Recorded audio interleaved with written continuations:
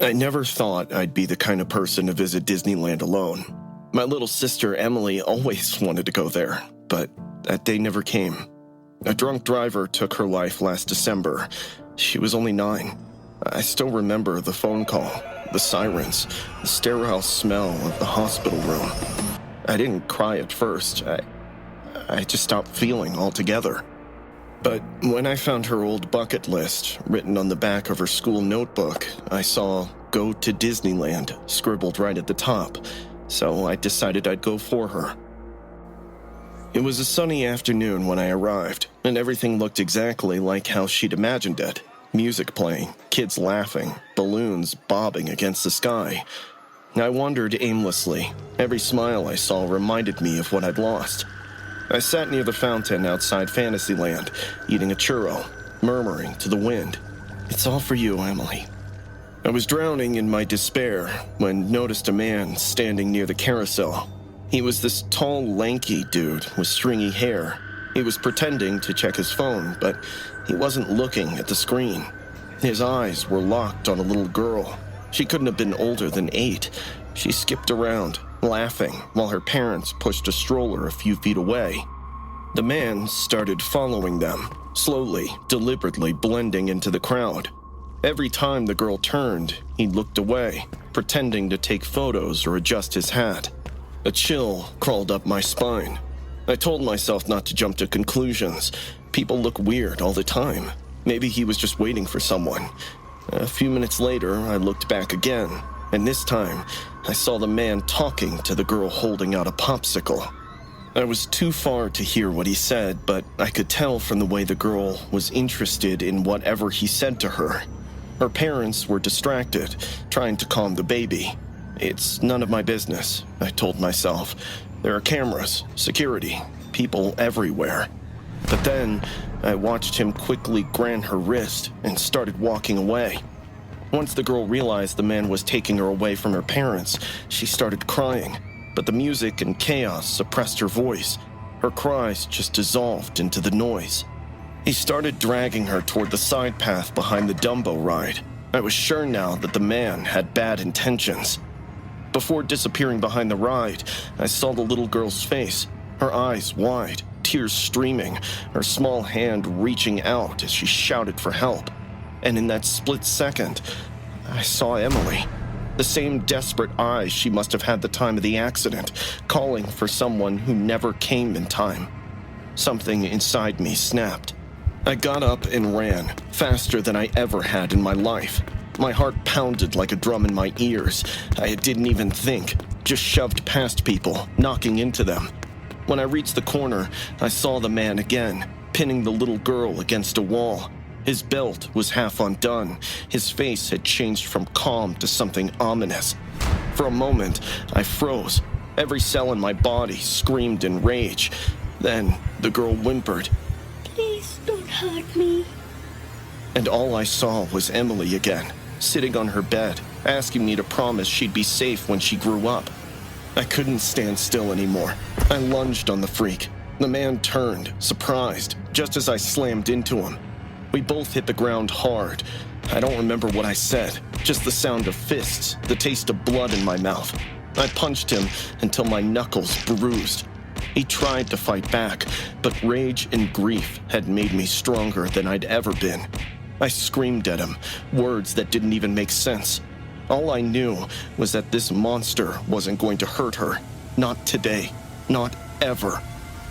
By the time security arrived, he was lying half-conscious, gasping, his face unrecognizable. The guards pulled me off him, shouting questions I couldn't process. The little girl ran to one of them, sobbing. I was shaking, covered in sweat and dust. My hands were trembling so hard I had to press them against my knees to keep them still. Later, when everything calmed down, one of the guards led the girl towards me. She had band-aids on her knees, and her pink backpack was ripped. She looked up at me with these big, grateful eyes, the same color as Emily's. Then, she reached out and grabbed my hand. "Thank you," she whispered. I didn't even know what to say. I just knelt down so we were eye level. "You're safe now," I managed to choke out. She suddenly hugged me, tight, like she was afraid to let go. And something broke inside me. I felt warmth on my cheeks and realized I was crying. Not the quiet kind of crying, the shattered, shaking kind. Months of guilt and pain spilling out at once. I held her like she was my own sister. Like maybe, by saving her, I'd finally done what I couldn't do for Emily. When the police took the man away, one of the officers patted my shoulder. "You did good, son," he said, but I barely heard him, because in the distance, through the crowd and lights, I thought I saw something. A tiny figure standing near the carousel, wearing a white dress and Minnie Mouse ears. For a second, I saw Emily. She smiled at me, and then she was gone. I don't know if it was real or just my imagination, but I felt her there, in the laughter of the kids, in the breeze that carried the scent of cotton candy. At night, as fireworks exploded over the castle, I sat on a bench. Tears fell, but they didn't hurt anyone. Somewhere beyond the lights and stars, I knew she was smiling, proud that her big brother had finally found the courage to be her hero, even if it came a little too late. And for the first time since she died, I smiled back. I've been doing nature photography for 8 years, and I've seen my fair share of weird shit in the woods, ranging from bears that nearly got my head, coyotes that chased me for miles, and once a mountain lion that was a centimeter away from making me his lunch. But nothing, and I mean nothing, prepared me for what I had escaped that day. It was pretty cold that day. I'd hiked 3 miles into the state forest before sunrise, trying to catch the light hitting the snow just right. My editor wanted pristine winter wilderness shots for some outdoors magazine spread, so here I was, voluntarily freezing my ass off. I found a good spot overlooking the small clearing and set up my tripod. The sun was starting to come, washing everything in pink and gold. I was lining up my shot when I saw movement at the edge of the clearing. At first, I thought it was some animal, but when I squinted a bit, I realized it was a person. A woman, to be specific. She was crouched over something in the snow, draped in a tattered animal hide that reeked of blood and rot. Her hair hung down in these long, matted tangles with frost clinging to it, and she was barefoot. I was about to call out and ask if she needed help, but the words stuck in my throat when I saw she was crouched over a deer. The deer was dead. The poor thing's throat was torn wide, staining the snow beneath him crimson. The woman was bent over it, with her face buried in the wound, and she made these wet, sucking noises, like she was trying to drink it dry. My stomach dropped the moment she lifted her head, revealing a face smeared with blood and meat that ran down her neck. Her skin was pale as a corpse, and where her eyes should have been, there were just these glistening red hollow sockets, like something had eaten them out. I watched in horror as she reached into her dress and pulled out these little carved bones strung together on a long braid that looked like it had been ripped straight from a woman's head. She laid them out in the snow around the deer in a particular pattern, wobbling around in a way that made my skin crawl. Once done, she started chanting in a deep, guttural, rasping sound that was nowhere near human. The words sounded foreign, like ancient hymns. She dipped her fingers in the blood and started drawing symbols in the snow, spirals and lines and shapes hurt to look at. Her chanting got louder by the minute, until it bounced through the trees. I should have run, gotten the hell out the second I saw her, but I realized I didn't want to get away from her. The more she chanted, the stronger the pull became, until resisting became impossible. I took a step forward, and a twig snapped under my foot. Her head immediately turned to me. Even from 30 feet away, her eyes locked onto mine, and her mouth stretched into a grin far too wide for her face. For a heartbeat, we just stared. Then, she let out a guttural, animalistic scream that shattered whatever trance I'd been under. In 2 seconds, she was on all fours and crawling towards me like a jungle cat. I blinked, grabbed my camera, and bolted, crashing through the trees as fast as I could. Behind me, I could hear her scrambling and the sickening scrape of hands and feet on snow. Every time I risked a glance back, she was closer, moving through the snow faster than any human should be able to move. Branches whipped my face as I tore through the trees. Still, I ran blindly. Suddenly, I tripped over a hidden root and went rolling through the snow. The camera flew out of my palms, but it was the last thing on my mind. She was leaping from branch to branch now, swinging like some insane animal, landing with a sickening thud right where I had been seconds before. I kept rolling down the slope. Snow filled my mouth and eyes. My lungs burned from the cold. My head spun so bad I thought I'd never breathe again. Then, somehow, the momentum threw me onto the main trail, right as two hikers appeared. They were a couple, bundled in coats, walking sticks in hand. When they saw me, their eyes widened in concern. "Oh my God! Are you okay?" The woman asked, helping me to my feet. I spun around and pointed at the woods behind me. She was... Blood was running down my face from where the branches had cut me, and I was shaking like a dried leaf. "Oh, we should call someone," the woman said, pulling out her phone. I looked back at the woods again and immediately saw a pale silhouette standing motionless between two pine trees, maybe 50 yards in.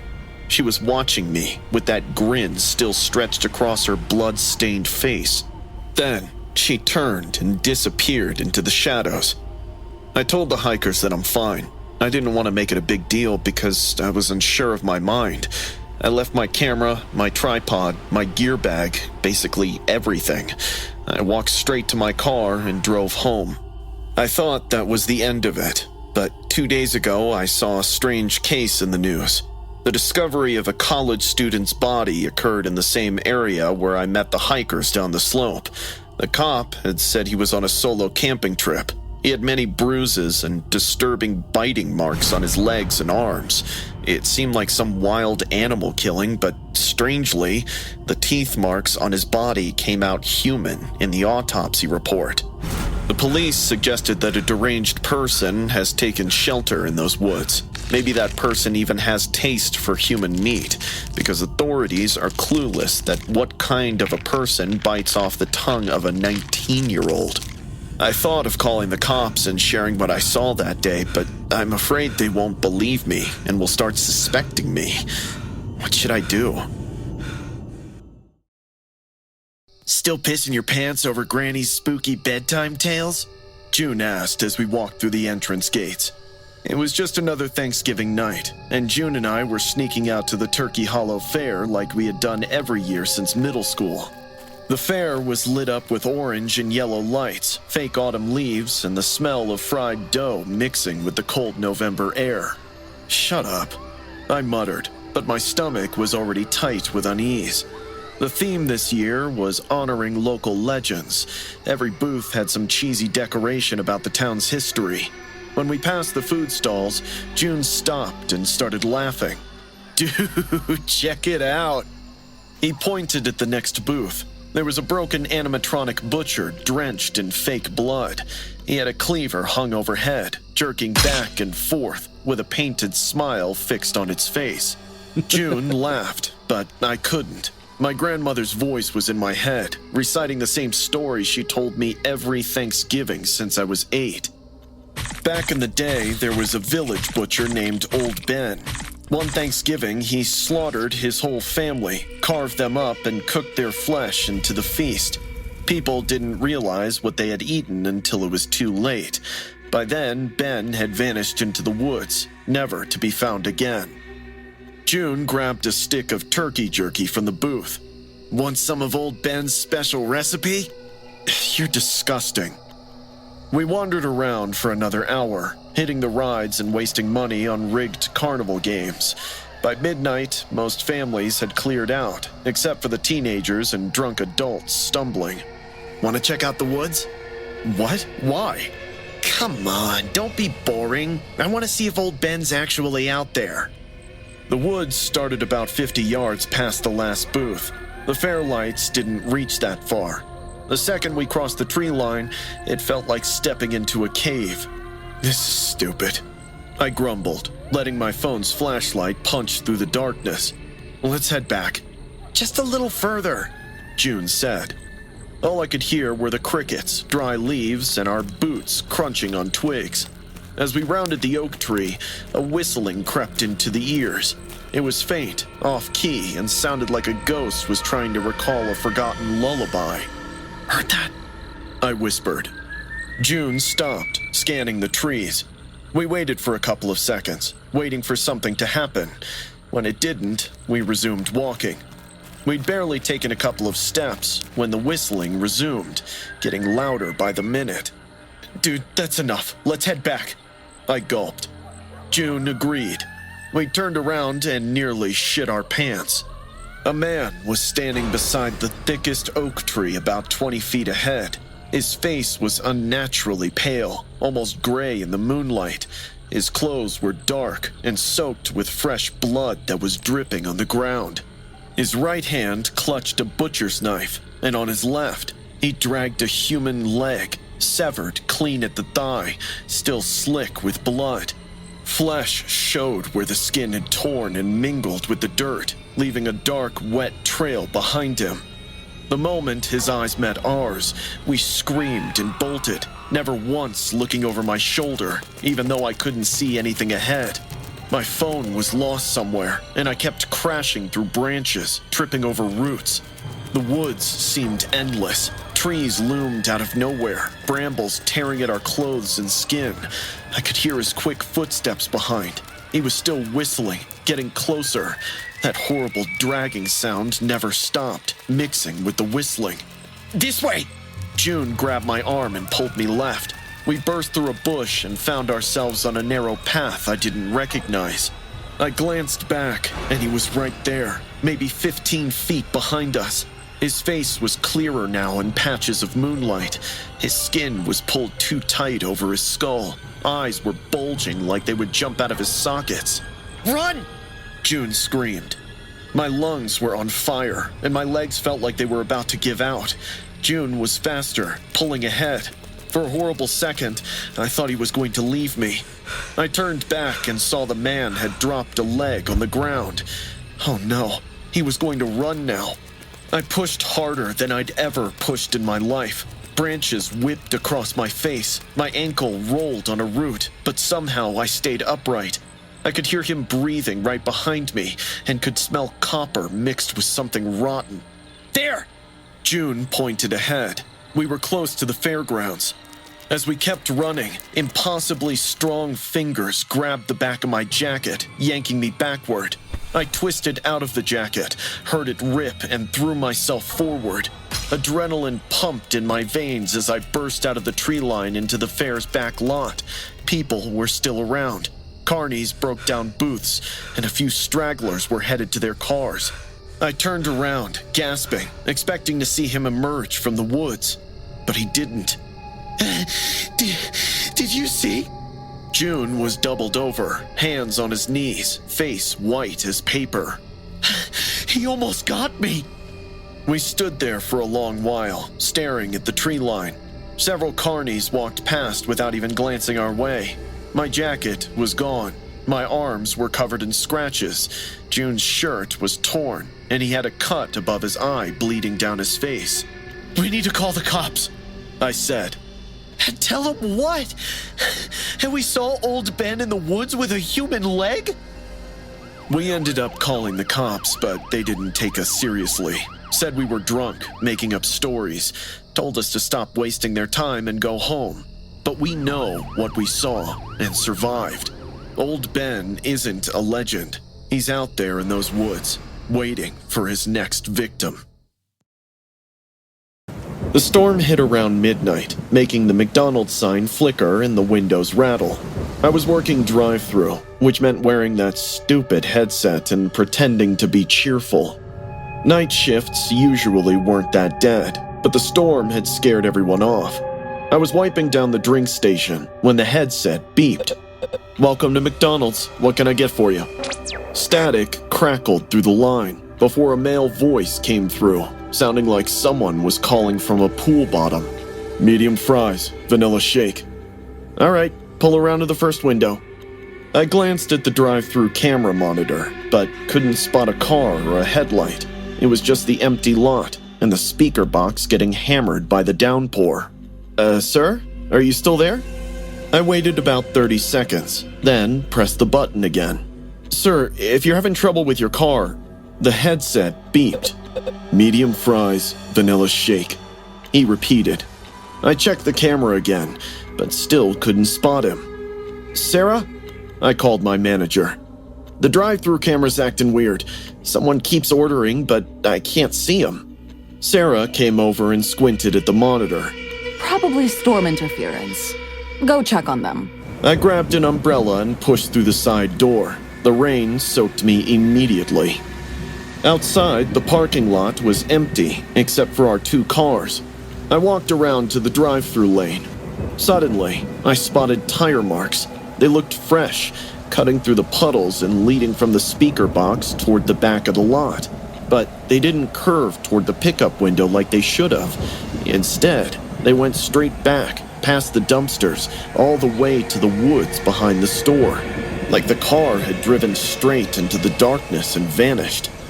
I paused for a second, but couldn't help to ignore the marks. I followed them deeper into the woods. A pair of headlights flickered through the branches, barely visible through the rain and trees. There was a silver sedan wrapped around a massive tree trunk. The entire front end had crumpled like a tin can. Steam rose from what was left of the engine, and the windshield looked like a spiderweb of cracks. I pulled out my phone with shaking hands and turned on the flashlight.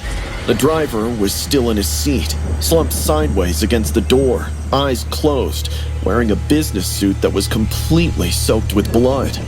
The entire left side of his skull had caved in. Bone fragments stuck out at angles that made my stomach turn, and I could see brain matter through the matted hair and split skin. He was sitting in the pool of his own blood. His jaw hung loose, barely attached by strips of tissue. "Jesus Christ," I whispered, stumbling backward. My hand shook, and I could hear my heartbeat in my ear. Before I could call 911, the headlights flared to life, nearly blinding me as if someone inside had just flipped them to high beams. Then, a voice hissed right into my ear, so close I felt cold breath on my neck. "You forgot my order." I spun around, but couldn't see anyone behind me except for trees and rain and darkness. When I looked back at the car, the dead man was sitting upright, with his eyes wide open, staring straight at me through the broken windshield, while blood continued to drip from his ruined skull. It felt as if he was neither dead nor alive. I ran through the woods, panting in fear and shock. I didn't stop until I burst through the McDonald's back door and slammed it shut. I told the manager everything. Sarah made the call while I stood by the locked door, staring out into the darkness. The police showed up about 15 minutes later with paramedics and a fire truck. I led them back into the woods, though every part of me wanted to stay inside where it was bright and safe. The car was exactly where I'd left it, still wrapped around that tree, but the headlights were dim again now. The horn had stopped. The driver was slumped sideways against the door, eyes closed, exactly like I'd first found him. One of the paramedics checked for a pulse and shook his head. "He's gone. Been dead at least 4 hours, maybe longer." 4 hours? My voice came out higher than I wanted. "But I heard him. He talked to me." "Son, based on the damage and the body temperature, he probably hit that tree around 8 o'clock tonight." The cop shrugged. "But the headlights came on." "Electrical short from the crash," he explained, walking around the wreck. "Happens sometimes. Battery's still got some juice in it. Makes the lights flicker on and off randomly." I insisted I had talked to him, but they all looked at me like I'd lost my mind and went back taking photos and measurements, then finally loaded the body onto a stretcher. I watched them zip him into a black body bag, and the last thing I saw was his ruined face disappearing behind the plastic. The cop came over and told me the guy's name was Robert James, 42 years old, insurance salesman from Seattle. He'd been driving through when the storm hit, probably lost control on the wet roads and ended up in our woods. They said it happens more often than people think. Nobody had heard the crash because of the thunder. Nobody knew he was out there until I found him. I quit the next day. Told them I was going back to school, needed to focus on classes, whatever excuse came to mind that didn't make me sound crazy. But I know what I saw, what I heard. Sometimes now, late at night when it's raining hard, I hear that voice in my head. It was Thanksgiving morning when I was 12. As our family tradition had it, my dad and I had claimed our usual spot on Main Street for the parade. The marching band was warming up, tubas honked, little kids waved foam fingers. That's when I first noticed this guy standing across the street. He was maybe 30 feet away, wearing this brown jacket with the sleeves rolled up even though it was freezing. His forearms were covered in burn scars that were lined up, like someone had pressed hot coins into his skin one by one. Still, that wasn't even the worst part. It was the intensity in his eyes, and he was staring directly at me. That weird guy over there is staring at me. I grabbed my dad's arm. Dad looked up from his phone. What guy? I pointed across the street, but he had vanished into the crowd. He was right there. Dad shrugged. It's parade day, sweetie. Lots of weird people out today. I scanned the crowd again, but couldn't find him. The parade started, and I tried to focus on the dancers spinning past and the floats covered in fake turkeys, but I had this feeling like someone was watching me through a window I couldn't see. Just then, Dad's phone rang. It's work, he said, stepping away toward the quieter side of the street. I stayed put, surrounded by people, but suddenly feeling completely alone. As the music got louder, someone in a turkey costume waddled past, high-fiving kids. I was watching a little girl chase after him when someone tapped my shoulder. I turned around, and my heart stopped. He was inches away from my face, eyes locked onto mine and up close. I could see his pupils were different sizes. One was huge, swallowing almost all the color. The other was tiny, just a pinprick. I've got something for you, he whispered, leaning even closer. I don't want it. I answered, trying to back away. He smiled, flashing his blunt and uneven teeth. Yes, you do, he whispered. Before I could process, his hand clamped around my wrist as he yanked me backward into the crowd. His skin was ice cold, and those burn scars felt hard and raised under my fingers. Dad! I screamed, but a float rolled past with speakers blasting, and my voice disappeared into the drums and trumpets. I dug in, but he was stronger. He dragged me through the crowd like it was nothing. People brushed past, bumped into us, and didn't even look twice. To them, we probably looked like a dad hauling his kid out of a meltdown. Stop fighting, he snapped. You're making it worse for yourself. We hit the alley between the hardware store and the barber shop. He slammed me into the brick so hard my teeth snapped together, and I tasted blood. The parade was 50 feet away. I could see people laughing, tossing kettle corn, and snapping photos, but they couldn't see me in the dark gap between buildings. He reached into his jacket and pulled out a butterscotch candy wrapped in cellophane. Eat it, and you can see the others, he said, holding it up to my face. Let me go! I sobbed. His face spasmed, like something underneath his skin was trying to get out. Eat it. He loomed over. They all do. That's the rule. He grabbed my face with his free hand. His fingers dug into my cheeks until I felt them scraping against my teeth from the outside and forced my jaw open. The candy pressed against my lips, and I could taste the cellophane dissolving. I thrashed and kicked. My heel connected with his shin. He grunted but didn't let go. I bit down on his finger and tasted blood. but he actually laughed and shoved the candy deeper into my mouth. I was choking on it. The wrapper melted on my tongue, and I could taste something bitter underneath the sugar. My legs went weak, and the alley tilted sideways. "Good girl," he whispered. "Now we can go to the room." I tried to spit the candy out, but my mouth wouldn't work. He started dragging me deeper into the alley, toward a white van parked at the back. My legs buckled, and I went down hard, scraping my palms raw. The van's back door was open. Inside, I could see chains bolted to the floor, a dirty mattress and plastic sheeting on the walls beside a camera on a tripod, and there were many photographs taped up, covering every surface. All of them were girls my age. All of them had the same blank, hypnotized expression. He was lifting me toward the door when something slammed into him from behind. We both went down. His grip finally loosened, and I rolled away, gasping. "Get away from her!" Dad was on top of him, fist connecting with his face over and over. His blood sprayed everywhere. The man made this inhuman whining sound.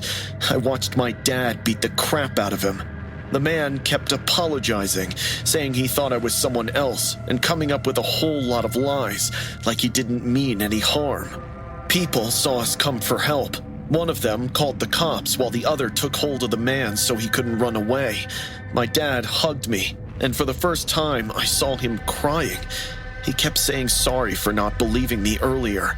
I hugged him too, trying to process everything that happened. Police sirens cut through the parade music. The man was arrested. At the station, they tested what was left of the candy. He had crushed sleeping pills with something else, something the detective wouldn't name but that made him go pale. They found the van, 7 sets of chains, and the photographs. They found his basement too, with more chains, cameras, and walls covered in Polaroids of young girls of my age. The detective told Dad some of it. It's been years now.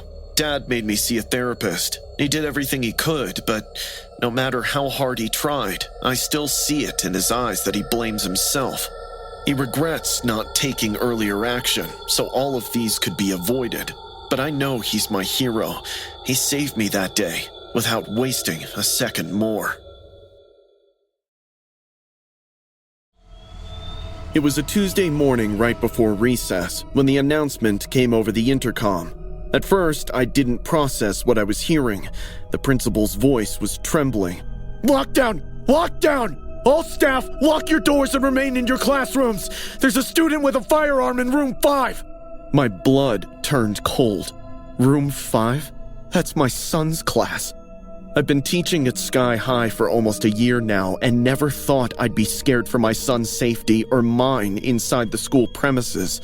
Every horrible possibility rushed through my head. I imagined him in that room, confused, terrified, maybe frozen in place. I could see my 10-year-old boy, trapped with an armed student. I couldn't contain myself anymore. I cracked the door just an inch, peering down the hallway. Students' voices were muffled behind closed doors. The only other sound was my own breathing. I knew what I was about to do was against every safety rule we'd ever been taught, but he was my son. I told one student to lock up after me so they stay safe and quietly slipped into the hall. Room 5's door was at the far end. My shoes barely touched the ground as I moved, ducking low, my hand clenched around the key ring. Suddenly, I heard an angry warning coming from room 5. "I'll pull this trigger if anyone dared to move! I'm not afraid, I swear!" My chest tightened. I reached the door and peeked through the narrow glass strip. My son, Matthew, was sitting against the far wall, tears streaking his cheeks. In the center of the room stood a taller student, holding a small black handgun. His arm trembled, but his finger was too close to the trigger. I didn't think. I just unlocked the door and stepped in. Hey, you don't have to do this. The boy turned his head at me so fast that I almost heard a crack from his neck. His eyes widened with red veins popping out. He pointed the gun at me. "Get out!" I looked at Matthew and tried to calm him down. Mama's here, Maddie. Everything's gonna be alright. Are you deaf? I told you to leave! I kept talking to the boy, trying my best to reason with him without intimidating him. He flinched, the gun wavering between me and the group of students huddled near the back. I kept moving, slow and deliberate, until I was close enough to put myself between him and my son. Just give me the gun, okay? I promise no harm will come to you. We all make mistakes, and that's totally fine. He started putting the gun down, and I took that opportunity to disarm him. My hand shot out toward the gun. Before I got a full grip, he fired. The sound of the gunshot echoed around. All the children started screaming and crying. A searing pain tore through my side, hot and blinding. I gasped, collapsing halfway to my knees. I heard my son's scream rising above the chaos. With my blurred vision, I saw the boy pinned down to the ground by 2 officers. Even in that pain, I felt relieved. The next thing I felt was Matthew's little hands pressing against the wound. Mom! No, please don't die on me! Please! His voice cracked, each word breaking me more than the pain. Please talk to me. I promise I'll eat all my vegetables at dinner. I'll do all my homework before playing. I need you. Mom, please don't leave me. I wanted to reach up and hold his face, tell him I wasn't going anywhere, but my arms felt heavy. I'm... Okay, baby. You're safe now. That's all that matters. Tears rolled down his cheeks, splashing onto my shirt. He yelled to the officers. Help my mom! I already lost my dad! She's the only one I have left! His voice was trembling in a way that cut through every ounce of my strength. The paramedics arrived in a few more seconds. They lifted me onto a stretcher. My son refused to let go of my hand until someone promised he could ride with me. As they wheeled me out of the classroom, I saw the boy, the one with the gun, face down on the floor, hands cuffed, an officer's knee in his back. His face was pale, almost blank, like he didn't fully understand what had just happened. But I didn't care. My eyes went back to my son, who was walking beside the stretcher, still holding my hand like it was the only thing tethering me to life. That day, I saw my dead husband's face in my son's eyes when he said, "You're gonna be fine. You have to be." The hallway blurred past us, teachers holding their classes back, wide-eyed students peeking through door windows. I could feel every heartbeat in the wound, each one stealing a little more strength. We made it outside to the waiting ambulance. The last thing I remember before the doors shut was my son climbing in after me. The bullet missed anything vital, though the doctor said another inch and I wouldn't be here to write this. My son still sleeps with the light on, and sometimes he wakes up in the middle of the night just to check that I'm still breathing. People always ask why I didn't just stay in my classroom like we're told. The truth is simple. When you're a parent, there's no staying put when your child is in danger. You'd tear down walls, face a gun, and even take a bullet if it means that they get to live another day. That's what people don't understand about these lockdown drills. For parents, every alert isn't just a safety procedure. It's the start of a nightmare where your child's life hangs in the balance. And for too many families, that nightmare ends in silence. I was one of the lucky ones. My son came home that night with his mom still alive. But so many parents never get that miracle. This is what school shootings do. They don't just take lives. They shatter them forever.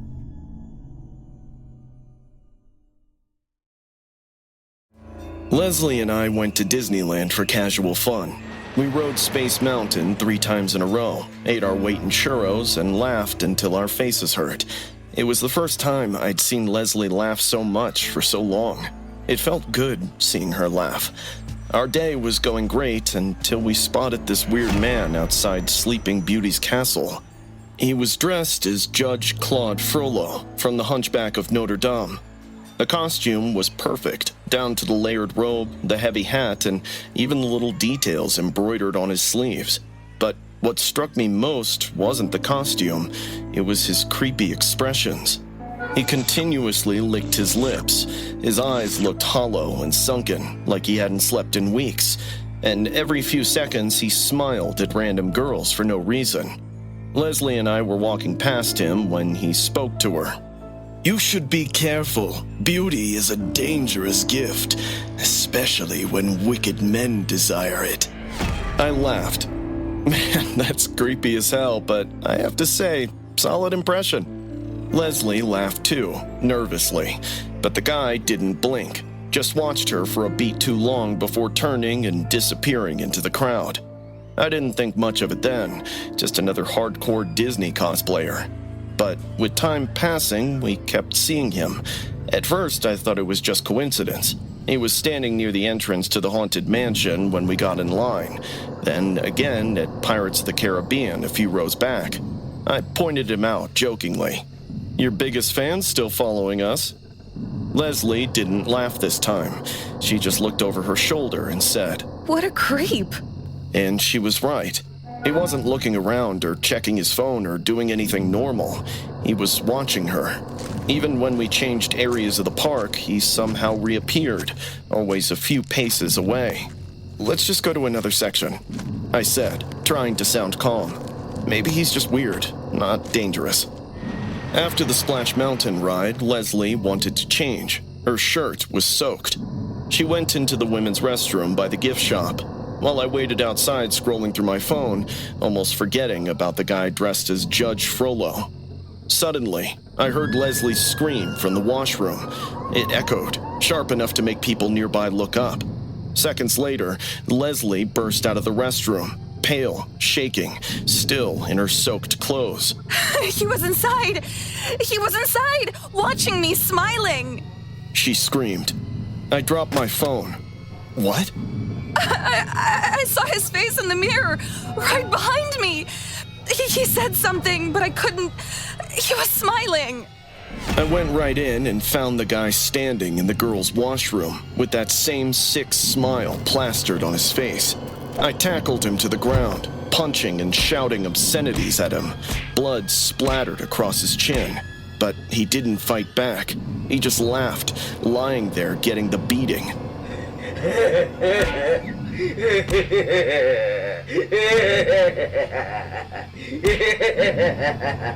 It wasn't a normal laugh. It was deep and guttural, like the sound of a church organ vibrating under the earth. The more I hit him, the louder he laughed. People were screaming now, security rushing over, trying to pull me away. I remember one guard yelling at me to stop saying the man's bleeding, but the man felt no pain. He was smiling through the blood, his teeth red, his voice steady even as they dragged him outside. He looked at Leslie, not me, and said, "You can't hide your beauty, my dear, not from eyes that see through skin." And then he laughed again as they pulled him away. That sound still plays in my head, not like human laughter, but something echoing, like it came from a hollow place far deeper than his chest. They took him away. Security assured us the man would be banned from the park and handed over to the police. But even then, I noticed the confusion on their faces, because when they checked his ID or tried to, there was nothing. No wallet, no phone, not even a ticket. He shouldn't have been there at all. We stayed until closing, sitting on a bench near Main Street, too shaken to move.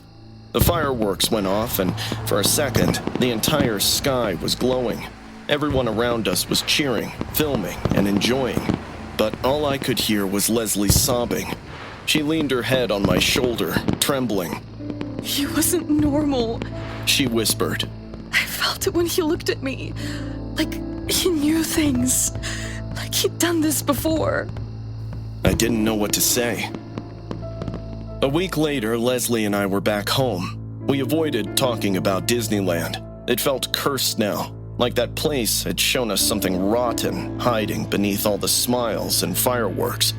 I was flipping through the channels when Leslie suddenly gasped. Jamie, turn back! We saw that man again, that same face. The man dressed as Judge Frollo, only this time without the costume.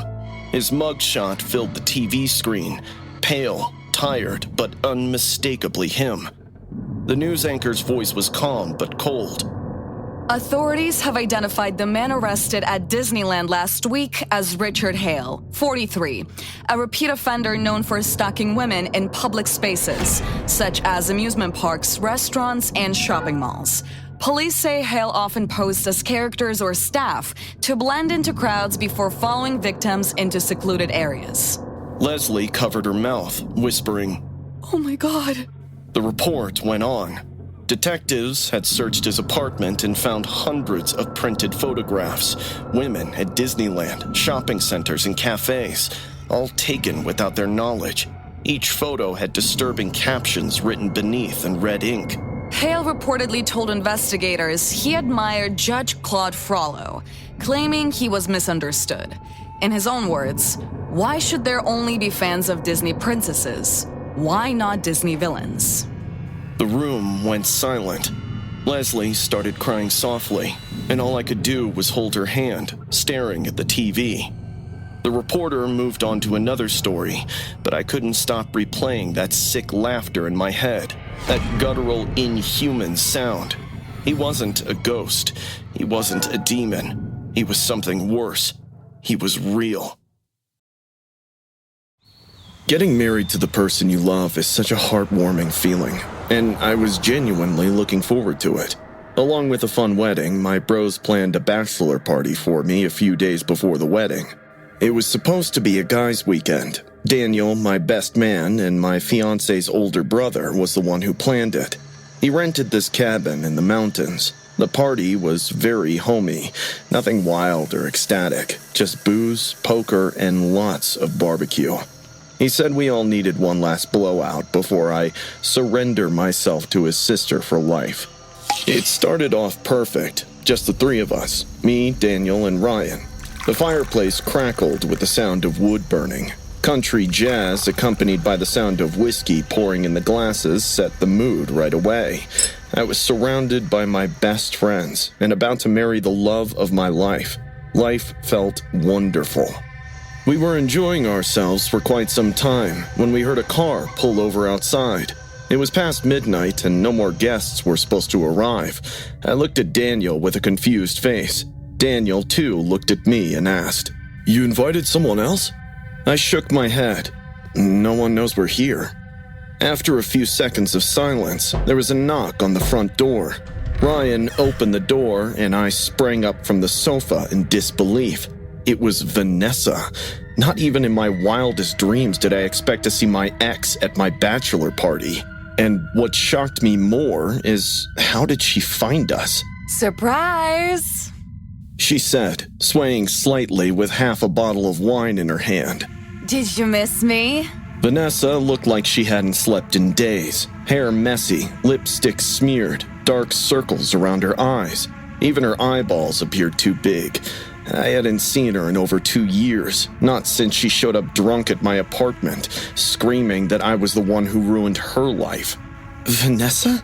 What the hell are you doing here?" I asked.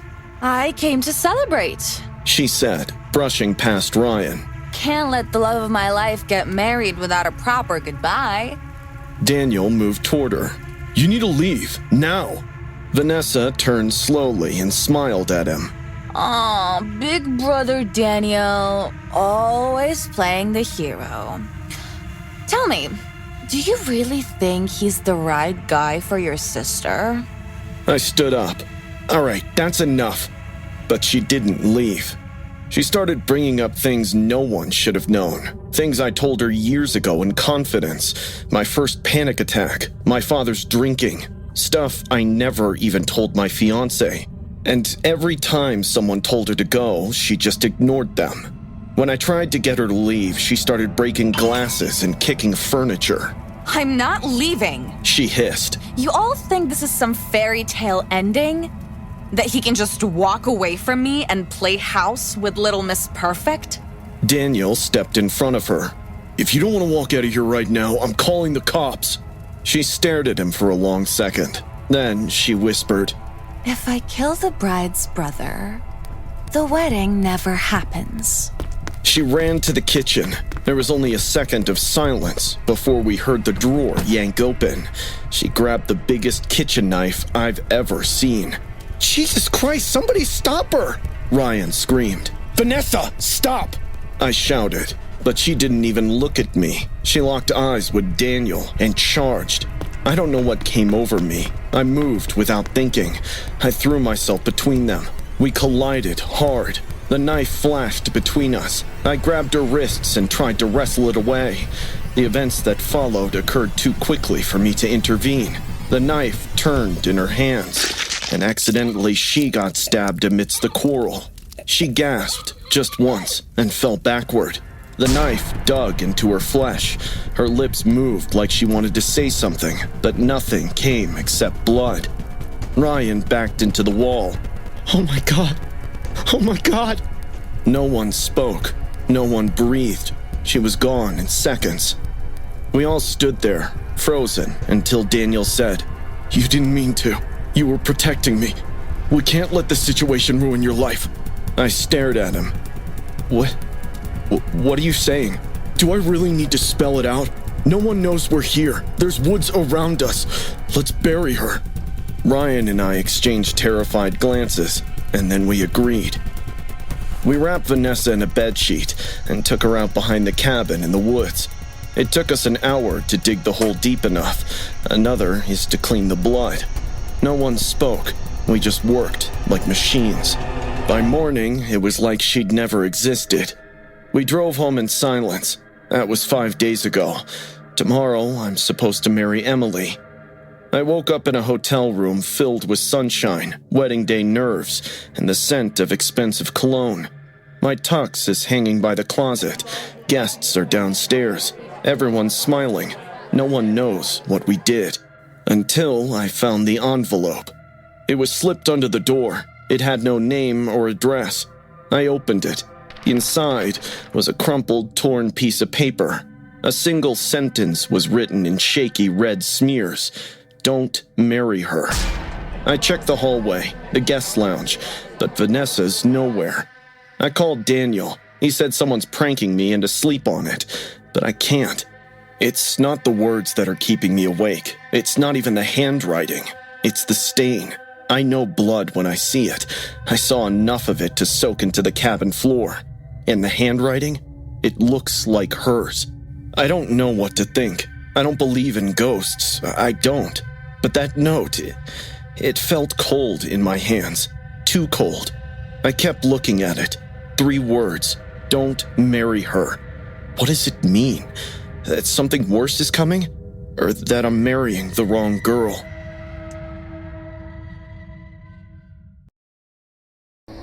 Chris and I had been doing graveyard shifts long enough to establish our rhythm, but that night felt off from the start. The first time the black sedan showed up, the clock had struck 12:30.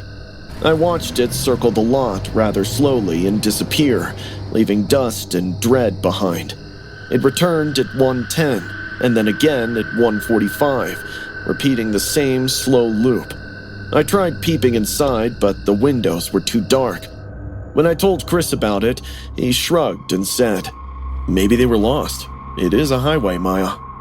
We went back to work, but I couldn't shake off the unease that something bad was about to happen. And it did, at around 2 a.m. I was scrubbing the counter when I heard car doors slam.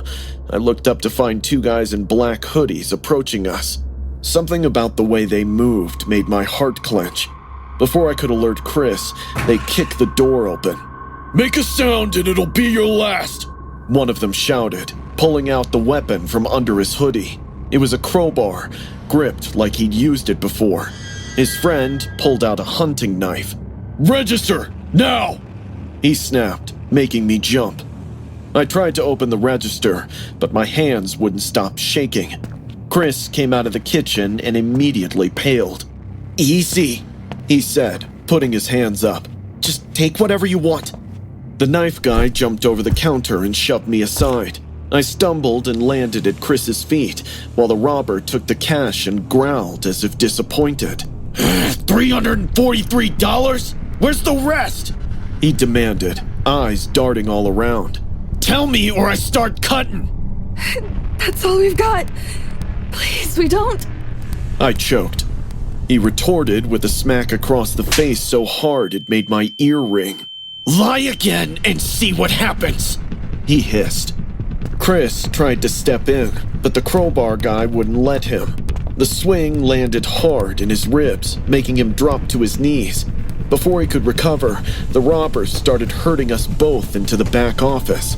They kept demanding money, hurling profanities and kicks. When they still couldn't find anything, the guy with the knife snapped. But before he could reach out to me, Chris pulled me up and shoved me back into the walk-in freezer. He slammed the door before I could react. Chris! I threw myself against the door, but it wouldn't budge. Through the small window in the steel, I watched everything fall apart.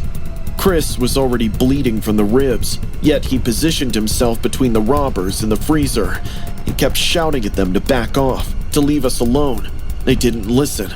The crowbar guy kicked him in the face, making his nose just explode. Still, he wouldn't release his grip. I don't remember ever feeling so helpless and scared before.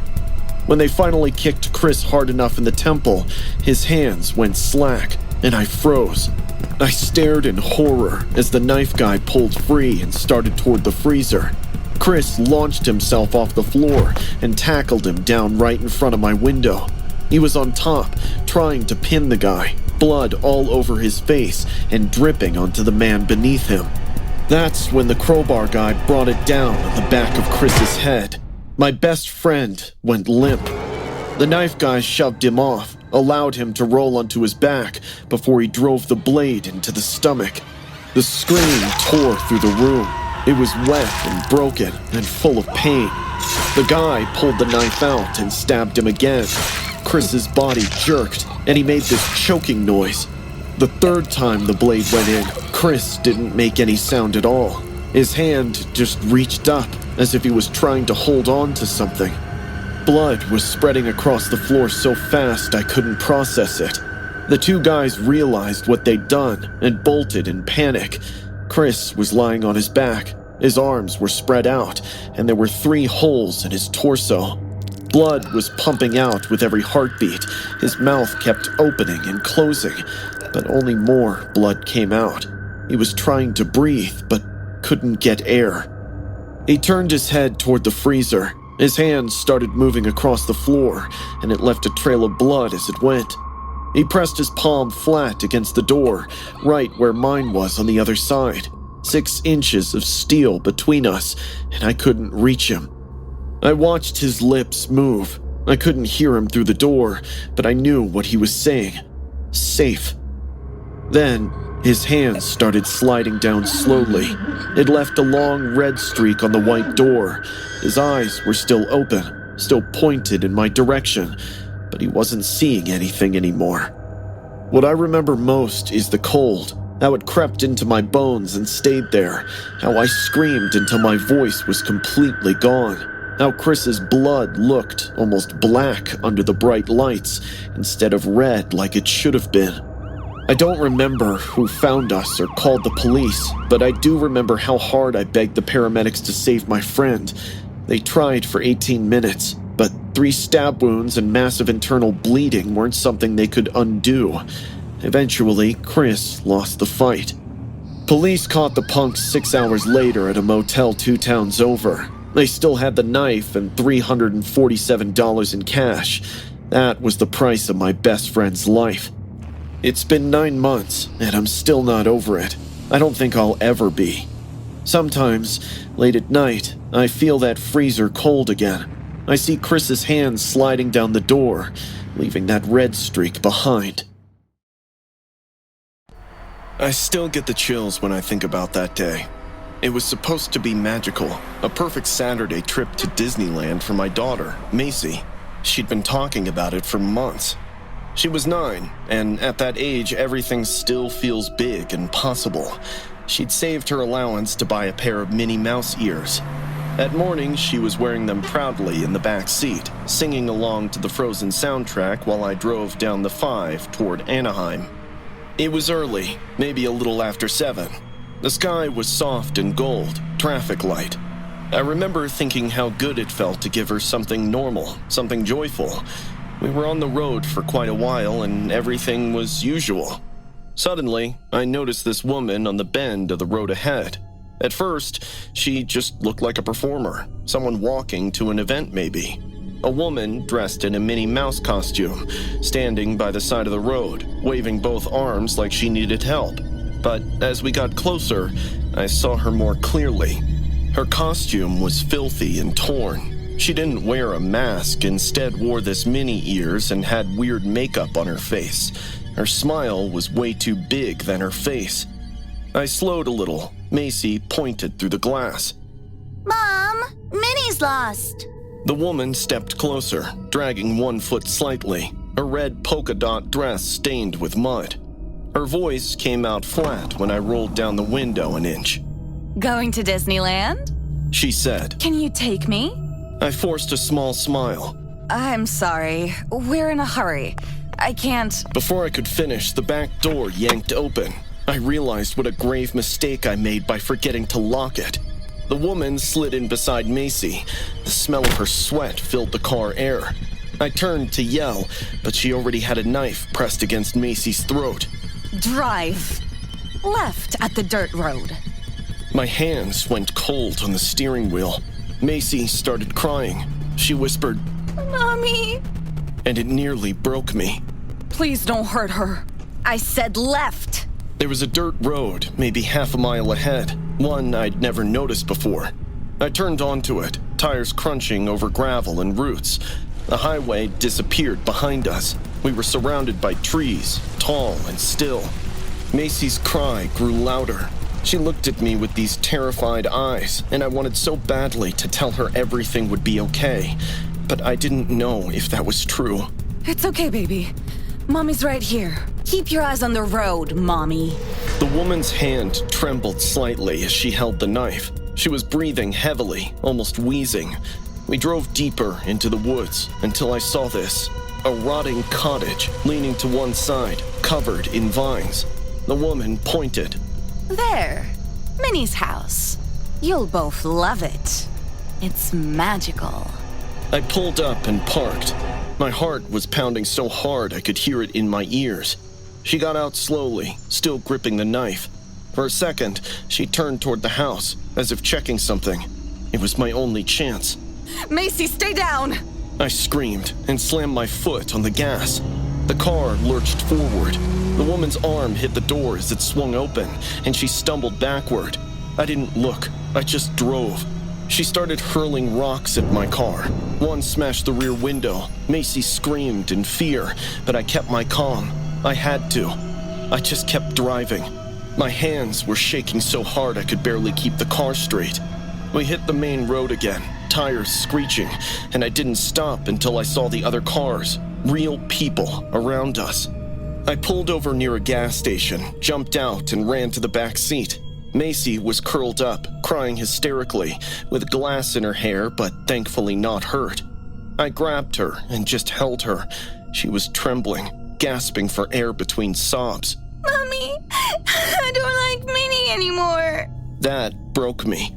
I couldn't say anything, just held her tighter. The police came about 20 minutes later. They took our statements and searched the area, but they didn't find the woman. They said maybe it was a vagrant, someone high, unstable. But when I told them about the costume, about how she seemed to know that hidden dirt road, they just looked at each other and said nothing. That night, Macy wouldn't sleep in her room. She kept saying she saw Minnie outside the window. Every sound made her flinch. I slept next to her for weeks after that.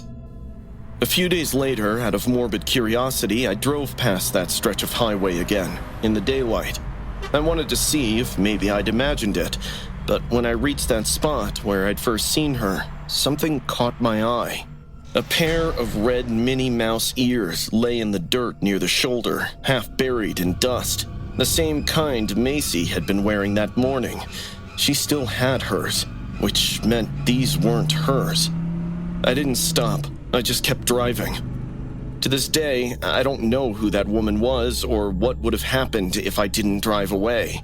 But sometimes, when I drive at night and see someone on the side of the road, my body freezes up. I think about that voice, that flat, emotionless voice saying, "Going to Disneyland?" Macy's older now. We still haven't gone back to Disneyland. She doesn't even want to. She says it's not magical anymore. And honestly, I get it. Because for me, that stretch of highway, that one lined with bright billboards and palm trees, will never feel like the road to Disneyland again. It feels like the road we almost died on. It was supposed to be a quiet weekend away. Just us, no phones, no stress. Only snow, mountains, and silence. By the time we finally pulled up, dusk had already settled in. The cabin stood at the edge of a dense pine forest, surrounded by snow that swallowed sound. Mr. Harlow, the caretaker, was waiting on the porch. He looked like he'd been sitting there for a long time, hunched in a wooden armchair, thick coat buttoned to his throat. His face was leathery and pale, his gray hair slicked back. "Evening," he muttered. His voice had that flat, emotionless tone people get after too many winters alone. He didn't shake hands, just nodded toward the door. "Keys are inside. Heat's on. Pipes can be fussy, but you'll manage." Then he motioned for Mark to follow him inside to show how the heater worked. I lingered on the porch, breathing in the cold air and staring out at the tree line. As I was soaking in the view, I saw this young boy, maybe 10 years old, standing about 50 feet away in the snow. He wasn't moving, just standing there, staring directly at the cabin, at me. His hair was messy and too long, and even from that distance, I could tell his face looked pale. I gave a small wave. After a moment, he lifted one hand and waved back. I was thinking of walking towards him when Mr. Harlow's voice exploded behind me. "Hey, you! Get lost!" I flinched. The boy turned and ran, his feet kicking up snow as he disappeared between the trees. I spun around, startled. Harlow's eyes followed the boy's path into the woods, his jaw tightening. "That kid's a thief. Comes around here to try and steal food from the basement storage. Don't let him near this place. You hear me?" His tone was sharp, almost threatening. Before I could ask anything else, he stomped down the steps and drove away in his truck. That night, the cabin felt emptier without his presence outside. The wind moaned through the cracks in the wood. Mark made soup while I unpacked. We tried to relax, but I couldn't shake the image of that boy. Thin jacket, bare hands, staring through the snow. It was around 9 p.m. when I looked out the window again, and he was back. His arms were wrapped around himself, and his lips looked blue. Mark, he's back. I whispered. Mark came over and squinted through the glass. Jesus, he must be freezing. Maybe we can give him some food and tell him to go home. Before we could decide, a faint, high-pitched sobbing took over the silence. Strangely, it sounded around the house, moving, circling, echoing through the walls, like a child crying softly, sometimes close, sometimes distant. We both froze. Then, as suddenly as it started, the crying stopped. Mark took the flashlight and ventured out to look for answers. After 5 minutes, I heard Mark calling out my name loudly. I bolted for the basement as his voice came from there. When I reached it, Mark was already half inside, and huddled near a stack of crates was that boy. He looked terrified. Dirt streaked his face, and his clothes were soaked from snow. In his trembling hands, he held a half-eaten loaf of bread from one of the pantry boxes. Mark lowered his voice. Hey, it's okay. We're not mad. Are you hungry?" The boy didn't answer. His eyes darted to the door, like he was expecting someone to come bursting in. It's all right. I said softly, stepping closer. His lip quivered. Tears filled his eyes. Then, in a trembling voice, he whispered, "Are you going to tell Mr. Harlow I came here?" Before we could reply, he crawled forward and grabbed Mark's leg, sobbing. "Please don't tell him," he begged, his voice cracking. "Please, if you tell, he'll never let my sister out." I froze. Your sister? The boy nodded violently. He's got her locked in a room down here. She's been there for days. He said she stole from him. Mark and I exchanged a horrified glance. "Show us," Mark said. The boy led us down a narrow hallway at the back of the basement, behind shelves and broken boxes. There was a small space in the corner. I could smell dampness, rot, and urine right away. Inside, we found this little girl, maybe 7 years old, curled on the floor in a filthy blanket. Her skin was pale and bruised, lips cracked, eyes half open. She looked too weak to even lift her head.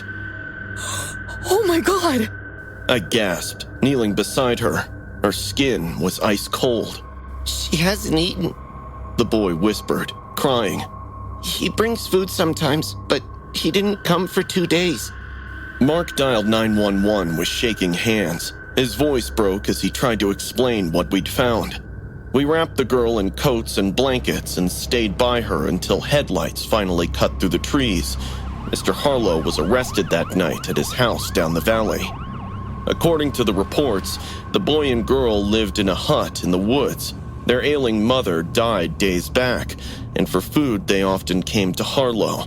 Instead of helping these poor kids, Harlow made them do all the chores of the cabin for free. He sometimes gave them food and other times made them starve.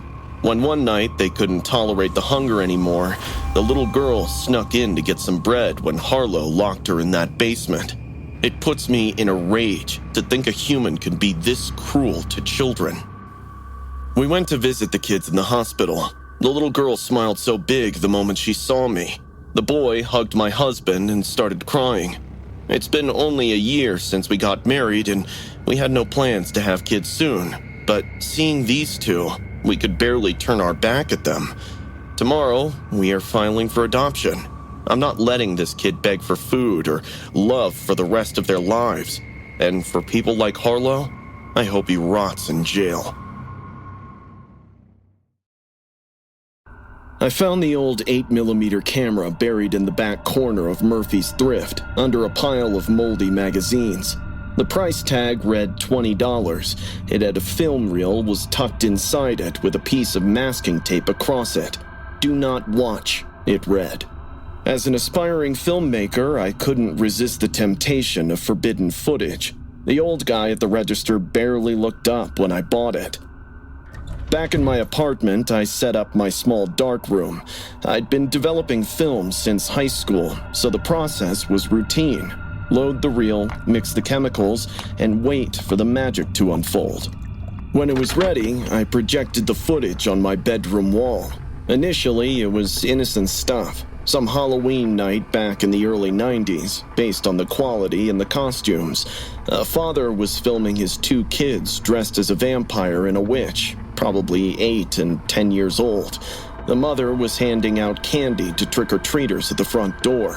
But after the last trick-or-treater left, something shifted. The kids disappeared from the frame, while the mother closed the door and locked it with 3 different deadbolts. "Are we ready?" the father hooted. Yeah! The children cheered. I got the rope like you taught me, Daddy. The boy jumped enthusiastically. As the camera followed them down into a basement, the image got grainier. I could still make out a workbench, some tools hanging on the wall, and in the corner, a woman. She was bound to a chair, gagged. Her eyes were wide with terror, and cheeks were wet with tears. "Now remember what we practiced," the father said, still filming. The camera shook slightly, like he was excited. "Mommy will hold Aunt Sarah still while you and your sister take turns, okay?" Turns? I was horrified. I wanted to turn it off, but I was frozen. The mother walked into frame, smiling like she was about to serve dinner. She placed her hands gently on the woman's shoulders, while the kids came closer, carrying something I couldn't quite make out. The woman's muffled screams grew louder as the footage became more and more chaotic. The camera shook violently. Still, I caught flashes of open wounds and blood, and the sound of the lady choking on pure terror. Then, a sound of a chainsaw rumbled, and everything cut to black. I sat frozen in my dark apartment, heart pounding, staring at the blank wall. I just watched a real snuff film. This family had tortured, maybe even killed that woman, and they filmed it like it was nothing. I was still trying to process what I'd seen when I got a call from an unknown number. Is this Leo? Yeah. Hey, this is Murphy from the thrift store. Listen, that camera you bought wasn't supposed to be sold. The owner came back looking for it. Said his father's belongings got mixed up by accident. My blood went cold. What did you tell him? Had to give him your address and number from the receipt. He's on the way to pick it up from you. The line went dead. I stared at my phone as panic crawled in my chest. Before I could even blink, my doorbell rang. I looked through the peephole and saw a man in his early 40s of average height, with thinning hair, restlessly tapping his toes. He was the kind of guy you'd pass without noticing. But when he looked up at the door, I nearly whimpered. Those were the same eyes from the film, older now, but with the same cold intensity I'd seen in the footage. He was the little boy from that footage. Leo? He called through the door. I can hear you. I'm David Hutchinson. I think you have something that belongs to my family. My hands shook as I backed away from the door. I don't know what you're talking about. My father's old 8mm camera from the thrift. I already threw it away. I lied. There was a long pause. And what about the film? My heart stopped. He let out a low chuckle. You watched it, didn't you? Then there was full-blown laughter along with unmistakable metallic scraping against the door. He was working on the lock. What do you want? I asked, already dialing 911 with shaking fingers. The film, obviously. And to make sure you understand the importance of keeping family secrets. The lock clicked open. David stepped inside, closing the door behind him. The call had connected. I could hear the operator's voice, but I couldn't state my emergency. My wide eyes were pinned on the filleting knife in his hand. You know, Dad's been dying for months, he said, looking around my apartment. But when I told him someone has our home movies, he perked right up. The police won't find anything. We learned a long time ago how to clean up properly and leave before they arrive. He took a step closer. I bolted toward the fire escape, but David was faster than he looked. He grabbed my shoulder, spinning me around. The knife flashed toward my face. I ducked, throwing my entire weight into his midsection. We both crashed into my coffee table. David's head hit the corner with a sickening crack, and for a moment he was stunned. I didn't wait to see if I'd killed him. I grabbed the film reel and ran for the door, taking the stairs 3 at a time. The cops arrived 20 minutes later, having traced my number. They found David lying unconscious in his own pool of blood. The knife was still in his hand. He woke up 2 days later, but he never talked, just kept smiling whenever they questioned him. The film was enough evidence to reopen several cold cases from the 90s. He succumbed to his injury in the county lockup some months later. I didn't follow up on his case or what happened to that woman because I had enough traumas already. I don't film anything anymore. Can't even look at a camera without seeing that woman's terrified eyes. I was 17 that November, working the closing shift at the McDonald's on Granville Street in Vancouver. It was a Friday, almost 11:30, and the rain was coming down in sheets. My coworker, Arya, was mopping near the bathrooms while I wiped down the tables, both of us watching the clock. 30 more minutes and we could lock up. That's when a man walked in. At first, he looked like just another late-night customer, drenched from head to toe. Maybe a bit high, I'd presume from the way he stood inside the doorway staring right at me. His clothes, a dark hoodie and faded jeans, were soaked through and clung to his frame. But what caught my attention was what he held in his hand. It was a handmade doll, maybe a foot tall, with button eyes and brown yarn hair pulled back into a messy ponytail. It had a tiny McDonald's uniform on. Can I help you? I managed a tight smile. My eyes kept flickering to the hideous toy. He didn't answer right away, just kept staring with these pale, watery eyes that didn't blink. Then, slowly, his lips curved into a smile that made my stomach drop. "You're even prettier in person." The way he said it sounded less like a compliment and more like confirmation of a fact he already knew. Arya looked up from her mopping. You ordering something or what? He ignored her completely. "I love watching you, Anna." He took a step closer, water squelching in his shoes. "You always tie your hair back the same way. Always wipe the table starting from the left. You're so simple and predictable. It's so cute." My heart stopped. He knew my name and my schedule. Who are you? The words came out shakier than I wanted. His smile got wilder. "I brought you something." He held up the doll, and I saw it clearly now. The yarn hair was the exact shade and length as mine. The button eyes were as hazel as mine are. Around its neck was a tiny paper name tag with Anna written in slanted handwriting. "I made her myself," he beamed. "Took me 3 months to get the details right. The freckles were the hardest part." He turned the doll's face toward me, and I saw 3 tiny brown dots stitched across its fabric nose. Arya, get Dave. I choked. "Arya ain't moving anywhere. Are you?" He chuckled as he reached into his hoodie pocket and pulled the knife out. The blade caught the fluorescent light. My heart started pounding in my chest as I watched him press the knife against the doll's stomach. "Do you have any idea how long I've been waiting for this?" His voice cracked. "All those nights I stood out East Hastings, 3rd floor, corner unit. You really ought to lock that bedroom window better, baby." My legs almost gave out. Dave? Arya screamed, backing toward the kitchen. "I need you to understand something, Anna." The blade pressed harder against the doll's fabric stomach. "You belong to me. From the first time I saw you 6 months ago, I knew. And if I can't have you..." He looked down at the doll and plunged the knife in. The fabric split open with a wet, tearing sound. Instead of stuffing, the doll was filled with blood-soaked sponges, raw meat, and tubes of red gel. When he ripped the knife upward, it all came spilling out. Thick, dark liquid with chunks of red tissue poured onto his hands before it splattered onto the white tile. The smell of iron and rot hit me immediately. I wanted to throw up. "See?"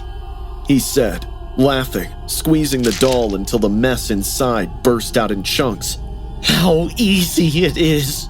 He stabbed it again and again. Each thrust sent more red splattering across the floor and his clothes. The wet meat inside made sick squelching noises as the knife went in and out. "This is what happens to girls who don't listen and ignore someone who loves them." I stared in horror as he grabbed the doll's head and twisted until it came off. More blood and tissue spilled, running down his arms. He held up the severed head, those button eyes still staring, and brought it close to his face. "My Anna," he whispered, smooching it. Dave burst through the kitchen door with Arya behind him. "What the..." The man spun around, knife still in one hand, the doll's head in the other, red syrup dripping everywhere. For a second, nobody moved. Then, sirens started wailing outside, getting closer, and his face twisted. "They're gonna take me away from you," he choked out, backing toward the door. "But they can't keep me away." He clutched the doll's head to his chest, smearing red across his hoodie. Police came through the doors as he reached them. He didn't resist. Instead, he stayed still there in the rain. As they cuffed him, he mouthed something. I couldn't hear it over the chaos, but could read with my eyes closed. "You're mine, Anna. You're mine." The cops revealed I was being stalked by this man for last 1 month. He secretly watched me during my shifts, maybe even followed me home at night. His name was Marcus Hendry. He was schizophrenic, off his medication, and had no family. That was 10 months ago. I moved to a different city, changed my digits, and dyed my hair blonde. I took up a simple gig at a bookstore where I never had to work nights. But some nights, I wake up at 3 a.m., convinced I hear breathing outside my window, convinced I see someone standing across the street in the shadows. The worst part is knowing he's still out there in a cell somewhere, counting down the days, still thinking and planning, because distances, walls, and bars do nothing to people like Marcus. They don't forget, and they know how to wait beyond forever.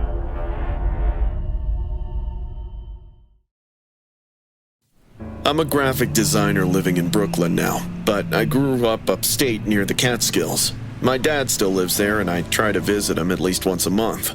The night it happened, I'd been driving back from one of those visits when my engine died on a back road I'd taken to avoid highway traffic. To make things worse, a blizzard was coming down so hard I could barely see 10 feet ahead of me. I sat there for 20 minutes, trying to get my phone's signal back as snow piled up on the windshield and the cold seeped in. The heat was gone, and my hands were going numb when I spotted this faint yellow light through the trees. I grabbed my phone for a flashlight and stepped into the storm. The wind nearly knocked me over, but I stumbled toward the light, praying it was someone who could help. Up close, I saw this old 3-story building with the huge signboard, Mercy Hills Care Facility. I knocked a little too loud on the front door. After what felt like forever, it creaked open, and a woman with dark hair peered out. Hi, I'm Lana. My car broke down. Can I use your phone? She looked me over slowly, then opened the door wider. Of course. Come in. I'm Sophia, the night supervisor. The inside was warm but smelled like a hospital. The lights kept flickering, and somewhere down the hall, a TV hissed with static. Phone lines are down, but you can stay until morning. Let me get you some tea. Sophia said, leading me to a small office. I rubbed my hands together, trying to get feeling back, while Sophia disappeared and returned with tea in a chipped mug. Drink. You must be freezing. The tea tasted too sweet with a bitter aftertaste, but I drank it anyway. I need to check on the residents. Don't wander around. Her footsteps faded down the hall, and the building went quiet for a full 10 minutes before a soft thump echoed from somewhere above, followed by high-pitched, breathy giggles. I didn't want to move, but sitting still felt worse. So I stood and pushed the office door open. Outside, the hallway was narrow and dim. The walls were damp, lined with numbered doors and barred windows. The care facility felt less like a home and more like a prison. But what made my stomach twist were the leather restraints hanging from metal hooks on the ceiling. The giggling started again and felt closer this time. I shrieked as an old woman jogged past in a bathrobe, barefoot. Her thin white hair hung limp as she whispered to me. Are you the new nurse? Her eyes were wide and glassy. No, I'm just waiting for the storm. Oh, the last one said that too. Her lips curled up. She tried to run. Sophia doesn't like that. My stomach dropped. What? What do you mean? But the woman's smile just widened, and she turned around and started dancing in that empty hallway. I could sense something very weird about that place. I decided to leave. I started walking faster, looking for another exit. I could hear the soft crying, whispers, and the slow drag of fingernails on wood from behind the closed doors. One door was cracked open. I looked inside and wished I hadn't. The bed was covered in dark stains. A tray nearby had restraints, leather straps, and electroshock equipment along with other laboratory instruments. Curious little thing, aren't you? Sophia's voice came from directly behind me. I should go. The storm's Getting worse. And you drank the tea. She smiled. You'll be too drowsy to leave soon. I spun around and tried to get away, but she grabbed my arm with impossible strength. You are one of us now.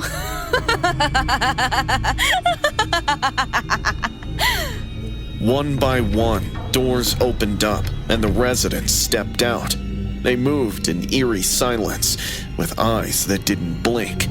My head was spinning from whatever she'd slipped into that tea. They were getting closer. I twisted my head and bit down on her hand, hard. She screamed and loosened just enough. I stumbled forward, searching for a way out. I was being herded. Still, I ran. The hallway dead-ended at a door marked treatment room. Sophia screamed from behind me. You'll be an excellent subject, Lana. The residents were coming at me like they were in a trance, eyes all blank, but hands stretched forward to grab me. It reminded me of The Walking Dead. That's when I saw the narrow side window, half hidden by a filing cabinet. Surprisingly, it was barless. I grabbed a fire extinguisher mounted on the wall and swung. The glass exploded. Get her! Sophia screamed. I threw myself, feeling glass tear into my skin. I hit the snow hard and forced myself up. I ran into the white void of the blizzard. The freezing air shocked some clarity back into my drugged system. I crashed through snowdrifts, tumbling over. Behind me, I could hear their giggles echoing. I remember headlights and the crunch of tires on ice before everything went black. I was found on the snowy sidewalk by the cops. I woke up at the hospital and told them about Mercy Hills and Sophia, but hearing my words, the cops looked at each other with confusion, like they were having a difficult time believing me. I was eventually told that the whole place and its residents had burned to the ground a year back. It was an electrical fire, and amongst the ashes was Dr. Sophia Hale, a neuroscientist who lost her license 20 years ago after conducting unauthorized brain mapping on her patients. She was also a patient there, along with others who thought of her as the night supervisor. It's difficult to believe I saw ghosts of dead people, but I can't brush off the memory of that night. The weird thing was that the cops told me the window that I broke to escape from never existed. All the windows of the building are barred, and the only way out is the main road from which I entered. So, what exactly happened with me that night?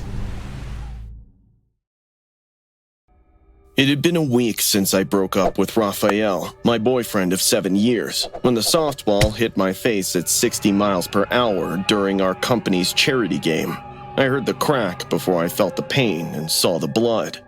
I'd lost my nose and cheekbone. The ER doctor said I needed immediate surgery. My insurance approved Dr. Valdez, a facial reconstruction specialist with great reviews. They kept saying how lucky I was to get him on such short notice. What happened after that is still a blur.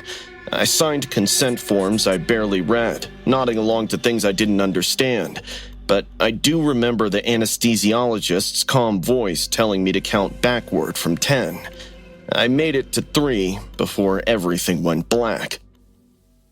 I didn't wake up to the usual post-surgery ache. The pain was sharp, almost alive, like something was tearing through my skull from the inside. I tried to open my eyes to scream, but I couldn't. My body was completely paralyzed, and yet I was fully awake and could feel and hear everything. Hand me the smaller scalpel and remind me what he wanted changed. Everything. The assistant explained. The nose, the cheekbones, and the jawline, even the orbital bones. He sent AI-edited versions of her face and wants her to look exactly like those images. He? Panic shot through every nerve. Someone had paid to replace my face without my consent. I tried to move and scream, but my body wouldn't respond. All I felt was the burn and pressure against my skin, the wet, tearing sound and warm liquid running down my cheeks. He's very specific. paid extra for the additional work. Isn't this illegal, though? She didn't consent to any of this. Her consent form has language about necessary corrections discovered during surgery. Legally, we're covered, and he paid us. I felt desperate and helpless as I tried to move. I focused every ounce of willpower into my right hand, but nothing happened. How much longer? Another 2 hours, maybe 3. We are essentially rebuilding her entire facial structure. I couldn't endure 3 more hours of feeling them cut into my face, file down my bones, and reshape me into someone's sick fantasy, and the pain kept getting worse. I could feel them working on my cheekbone, the vibration of the saw against bone. Every nerve in my face was screaming, but I couldn't make a sound. Then, my finger twitched and my hand jerked. Her vitals are spiking, Doctor. Well, give her more propofol. Cold liquid hit my IV line, but I fought against it with everything I had. And somehow, my eyes flew open. The surgical lights blinded me. Through the glare, I could see Dr. Valdez's shocked face above mine, scalpel still in hand. I had a breathing tube down my throat, so I couldn't scream, but I thrashed as hard as I could. She's awake! His assistant grabbed my shoulders, but adrenaline was burning through the paralysis. I ripped the breathing tube from my throat, felt it scrape all the way up as I screamed. I grabbed the instrument tray and sent it flying. Metal clattered everywhere, catching the 2 off guard. I rolled off the table and hit the ground hard. My face was on fire. Hot blood ran hot down my neck. Melissa, stop! You need to calm down!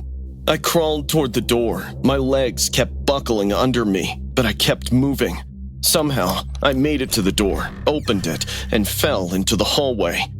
2 nurses spotted me, covered in blood, with half of my face bandaged and the other half raw and open. They started screaming. Call security! Call the police! I collapsed right there. My screams brought more people running. They surrounded me, trying to understand what happened, while I thrashed and pointed back at the operating room. My gown was soaked in blood. My face was half done. One side bandaged neatly, the other side raw meat and exposed bone. I tried to talk, but my jaw wasn't working right. Security had Dr. Valdez against the wall. His assistant was crying, saying something about just following orders. Someone called 911 while another surgical team rushed me to a different OR. As they sedated me, I heard Dr. Valdez shouting that I'd signed the consent forms and that this was all legal. When I woke up hours later, a cop was waiting by my bed. My face was properly bandaged now. The pain was dulled by medication. They'd done what they could to repair the damage, but the doctor's expression told me what he didn't. The cop explained how the hospital security had seized Dr. Valdez's phone and found messages from Raphael, wire transfer confirmations, and dozens of photos of mine, edited with AI filters and apps. Unlike my real self, the AI version had a sharper jawline, higher cheekbones, and an unnaturally straight nose, the kind of face you see on Snapchat. Turns out, he had hired someone to throw the softball at my face and bribed hospital staff to make sure I got assigned to Dr. Valdez. The moment I broke up with him, he'd set everything in motion. I knew he was controlling and obsessive. It was part of the reason why I broke up with him. But I never imagined he'd be this insane. The anesthesiologist said I shouldn't have been able to wake up. The number of drugs in my system should have kept me under for hours. But somehow my body metabolized it faster, or terror overrode it. If I'd stayed unconscious for another 2 hours, the changes would have been permanent, and I would have woken up as Raphael's AI-filtered girlfriend. Raphael got 15 years. Dr. Valdez got 20. I spent 6 months in corrective surgeries, trying to fix the mess. My face will never look exactly like it did, but it's mine. The worst part isn't the scars or even the trauma. It's that for 2 hours, I was awake but couldn't move. while someone tried to erase my identity because being human and real was too much for him. And there are so many of them out there, alive and waiting. I've done a lot of dumb things for our YouTube channel, but the night Leah and I explored the local elementary school, we had no idea how our lives were going to change.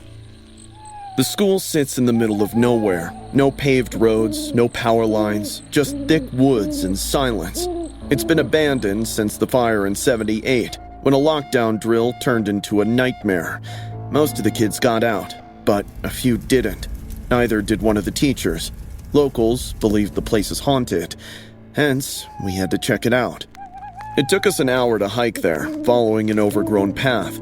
The moon barely lit the clearing where the school sat, its windows shattered, brick walls charred black. The moment we stepped inside, our flashlight beams cut through clouds of dust. The air was stale and cold. I began filming. Leah explained the surroundings for our viewers. We were going inside the classrooms in the hallway. The floors were warped, and lockers melted into strange shapes. There were small handprints all over the walls, which the locals say belonged to those children, but I was sure those were just made by raccoons. You see, I'm not a believer in the supernatural, and neither is my girlfriend Leah, and that's why we try to prove to our audience by exploring haunted locations. So far, everything was going well, when suddenly Leah asked, Did you hear that? I chuckled, replying, We agreed not to lie to our viewers, Leah. Also, you might need to take some acting classes.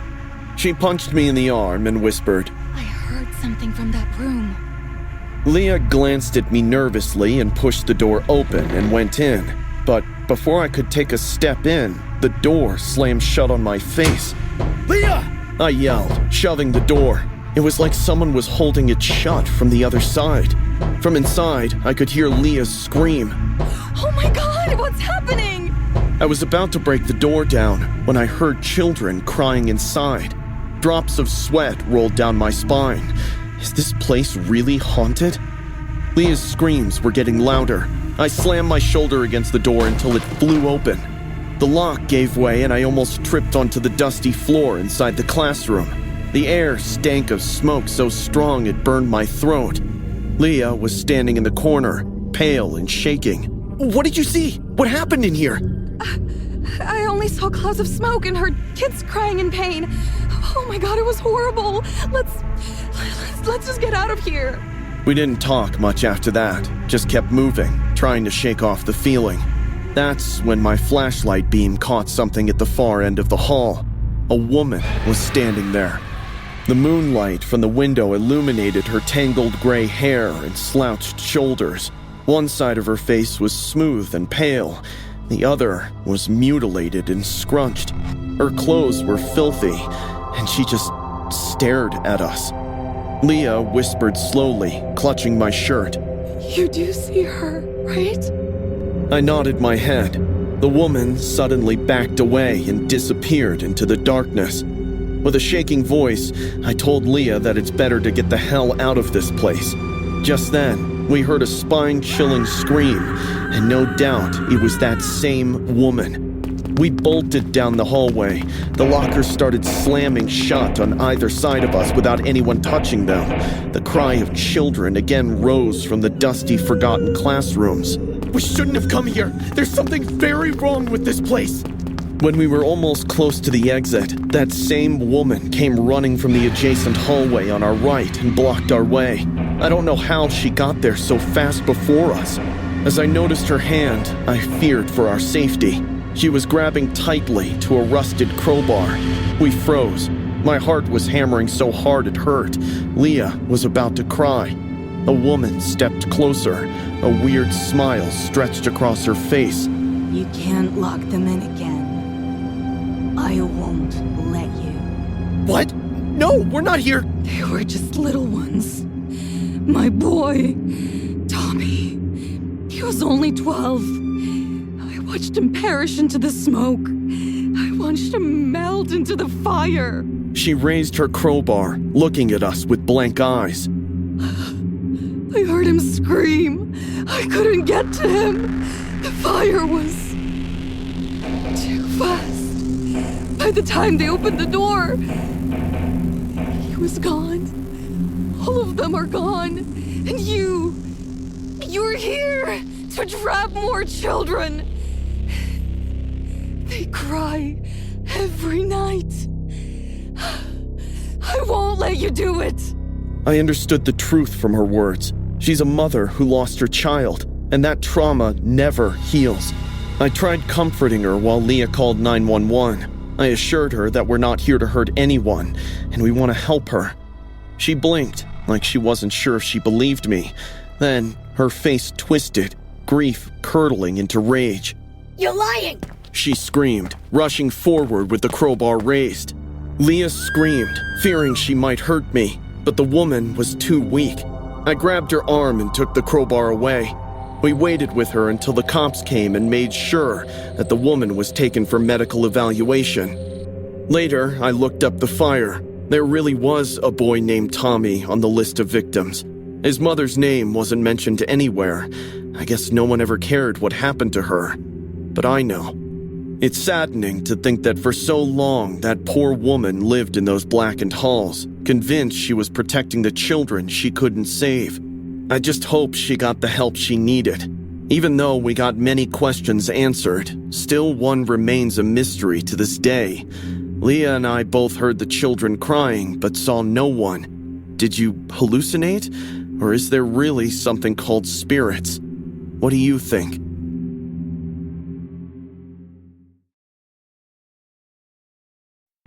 After dating for 8 months, my girlfriend Ursula asked me to meet her family at Thanksgiving. The drive took 3 hours through the mountains. Throughout, Ursula kept checking her phone and biting her nails. Are you nervous? I chuckled. What? No. I'm just meeting them after a long time, that's all. Before I could grill her, we pulled up beside this massive Victorian house, sitting alone in the valley. Her father greeted us at the door, wearing a black suit. Dad, this is Gary. Ursula said. He shook my hand tight enough to hurt. Welcome. His voice was deeper than I expected. But his wife, Mrs. Hartley, was the complete opposite. She took my coat with this huge smile and couldn't stop talking. Her eyeballs were always restless. Ursula took me to meet her grandmother. The old woman sat in a high-backed chair by the fireplace, hands folded, eyes locked on nothing. Hey, Grandma, I greeted. She didn't respond and just kept staring ahead. She has dementia and doesn't really interact anymore. Mrs. Hartley stayed in the kitchen while Ursula gave me the tour. The house was spotless, filled with expensive decor. We stopped in front of a portrait in the hallway of an old man with sharp features. He stared down at us from the frame with the coldest eyes I'd ever seen.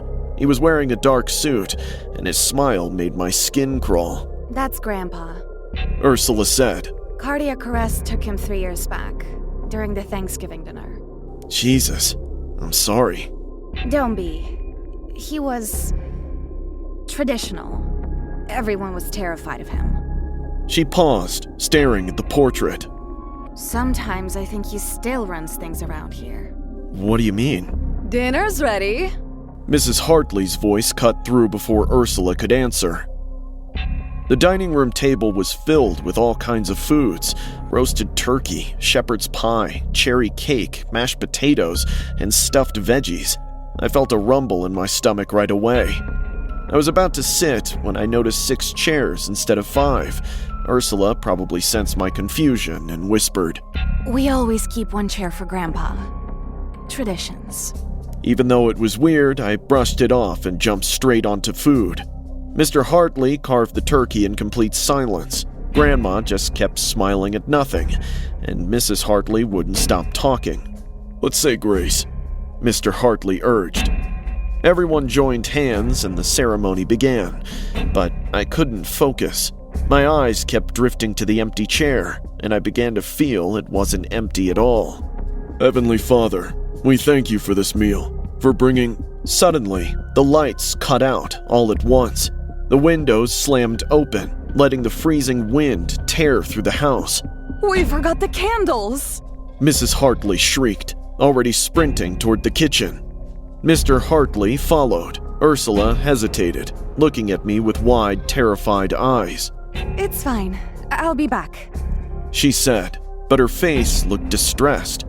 Ursula ran after her parents, and I was left to sit there in the darkness, lit only by moonlight. That's when I realized I was still holding Grandma's hand, and she was still smiling, staring at me. He likes you. She whispered in a voice too steady for a dementia patient. Grandpa likes you. He's been waiting to meet you, Gary. I tried to pull away, but her nails dug into my skin like claws. He's sitting right there. She pointed at Grandpa's empty chair. The cushion was definitely compressed now, and on the white tablecloth, I could see bloody handprints that weren't there a few moments back. Suddenly, I heard breathing above me. I looked up, and my brain just stopped working. Something that looked like a human, but wasn't a human, was hanging from the ceiling. Its fingers and toes were dug in like a spider. Gray skin was stretched over bone, while eyes glowed yellow. It spoke to me in a demonic voice. Welcome to the family, Gary. I screamed and fell from the chair. I ripped my hand from Grandma's grip, tearing skin, and bolted. Behind me, that thing dropped from the ceiling with a wet thud that shook the floorboards. I ran straight to the front door and fumbled with the lock. My hands were shaking so bad I could barely grip it.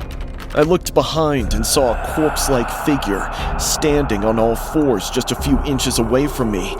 It is smiling and drooling. The moment the lock turned, I threw myself out into the freezing night. I was halfway across the gravel driveway when I heard Ursula calling me back. Grandpa likes you, Gary. He won't hurt you. Come back. I threw myself into the driver's seat and slammed the door. Suddenly, Mr. Hartley came running to my car. You're offending him! We can't let you leave! Yeah, I would rather not be a part of this freak show. I'm leaving. He lunged on my hood and started punching the windshield. His face was filled with anger and desperation. He was punching so hard that at one point the glass shattered from one corner. I somehow managed to start the engine, slammed it into reverse, and floored it. Ursula's father flung to the side as gravel sprayed everywhere. In the rearview mirror, I saw him and Ursula standing in the driveway, watching me leave with disappointed faces. Ursula tried reaching out many times, dropping texts and sending emails, but I blocked her number. She showed up at my apartment too, but I wouldn't open the door. Gary, please. I need to explain. I threatened to call the cops and press charges. She gave up, but left one long message about how sorry she was. How she just wanted me to meet him because Grandpa still runs the family. I deleted it. Until today, I spend Thanksgiving alone. I haven't been able to date anyone because I'm scared to trust. Every Thanksgiving night, I sleep with lights on because I'm terrified I will see that horrifying figure latched onto the ceiling, breathing above my head. My modeling career hit a bump when my client called me ordinary. I was desperate to change my face. That's when I found Dr. Ramirez. The clinic was 40 minutes outside Cartagena, down a road that went from asphalt to dirt. Throughout the ride, the Uber driver kept glancing at me in the rear view, like he was waiting for me to bail out. When we finally stopped in front of this squat concrete building with blacked-out windows, he shut off the engine, turned around, and muttered something like a warning in Spanish. When I entered the clinic, I was immediately surrounded by the stank of bleach. There was only one other patient. They were wrapped in bandages head to toe, sitting so still I wasn't sure they were breathing at all. The receptionist slid a stack of Spanish consent forms across the counter, and once I scribbled my name, she led me to Dr. Ramirez. At first glance, he looked pretty off-putting. He wore this metallic headgear for God knows what reason. Change into the gown. The anesthesiologist will be here soon, Dr. Ramirez said in a gravel-like voice. I should have left right there, trusting my instinct, but I didn't. Once I changed into the gown and lied down on the operation table, 2 people rushed in, wearing Halloween masks, a clown and a pig. Wait, what the hell is this? I tried to sit up, but hands slammed me back down. Relax. They're just here to help me. Dr. Ramirez walked in with a sick smile. His eyes were glowing in joy, like he had waited for this moment for so long. The pig mask chuckled from behind. The clown clamped a hand over my mouth, while the pig mask guy searched for something. I was held on the table tight by 2 others. Dr. Ramirez was hovering over my stomach, all set to split it open. His gloved hands were moving like he was desperate to cut me open. Hurry up! Sedate him! Ramirez growled, irritated. But before they could inject me, my hand flew out and caught the instrument tray, sending it crashing. I grabbed the first thing I could, a scalpel, and slashed wildly at Dr. Ramirez. I'd cut his arm deep. I then kicked the only light source above my head, breaking the bulb and turning the room into darkness. Dr. Ramirez and his crazy assistants went in full chaos. I crawled on the floor in the dark using my hands to find the door when I heard a kid crying. I darted back to the shady hallway. I could still hear chaos from that room. I spotted another room to my left and, to my shock, found this little girl, about 10 years old, crouched in the corner. She was terrified. I asked her what she was doing here. The poor kid told me she's an orphan and Dr. Ramirez picked her up from her foster parents. Not just illegal surgeries, but this clinic delved deeper into the crime world. I couldn't leave without the kid. I took her and hid her head in my chest to shield her from upcoming traumas. Are they gone? I don't know, sweetheart, but we're getting out, okay? The doctor said my foster parents took money to send me here. Her voice broke and my throat tightened. Knowing that her foster parents gave her to a monster like Ramirez for money made me even more angry. She looked up, eyes wet. You promise you won't leave me? I swear, I said, gripping tightly. Not until we see sunlight. I didn't have my phone, hence I couldn't call cops. The only way out was to run and escape this hellhole. I could hear them coming through the door. My eyes darted around, looking for anywhere to hide. There were a few trash cans lined up by the wall, but most were overflowing with bloody rags and tubing. I eventually spotted one that was empty. I put the kid in that one and covered her with those rags and told her to be quiet, and I got inside another one right beside her, trying my best not to make any sudden movement to let them know about my existence. I pulled the lid shut just as their footsteps came out the back door. The air inside stank of rust and bleach, and I could hear the boots crunching gravel outside. He couldn't have gone far, and he took the kid! Ramirez shouted. I held my breath, praying they wouldn't check the bin. The flashlight swept over the bin, throwing shaky patches of light inside. I didn't breathe or move. I kept praying until everything blurred and darkness took over. I pushed the lid open slowly and crept out, listening. The little girl was still hidden, trembling beneath the bloody rags. I called out to her and she peeked up. We waited a full minute before moving. I remembered the generator hum from earlier. It came from the back. That meant there was probably a service exit nearby. We crawled through the hallway, stepping over broken glass and smeared blood. The operating room door was cracked open. I could see Ramirez inside, screaming at his men. They all thought we were gone. We found the emergency door and ran to the highway until lights faded behind us. Eventually, a man in a pickup truck found us and took us to the police station. We informed the cops and the little girl's foster parents were arrested. They couldn't find Ramirez in his clinic. It seemed like he already knew the cops would be looking for me, so he escaped along with his men. 2 months have gone by since this incident. I'm working a normal job.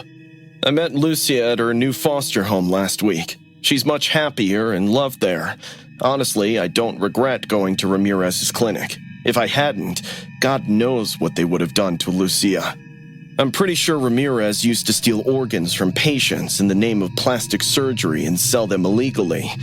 Wherever he is, I hope he gets caught before he ruins more lives.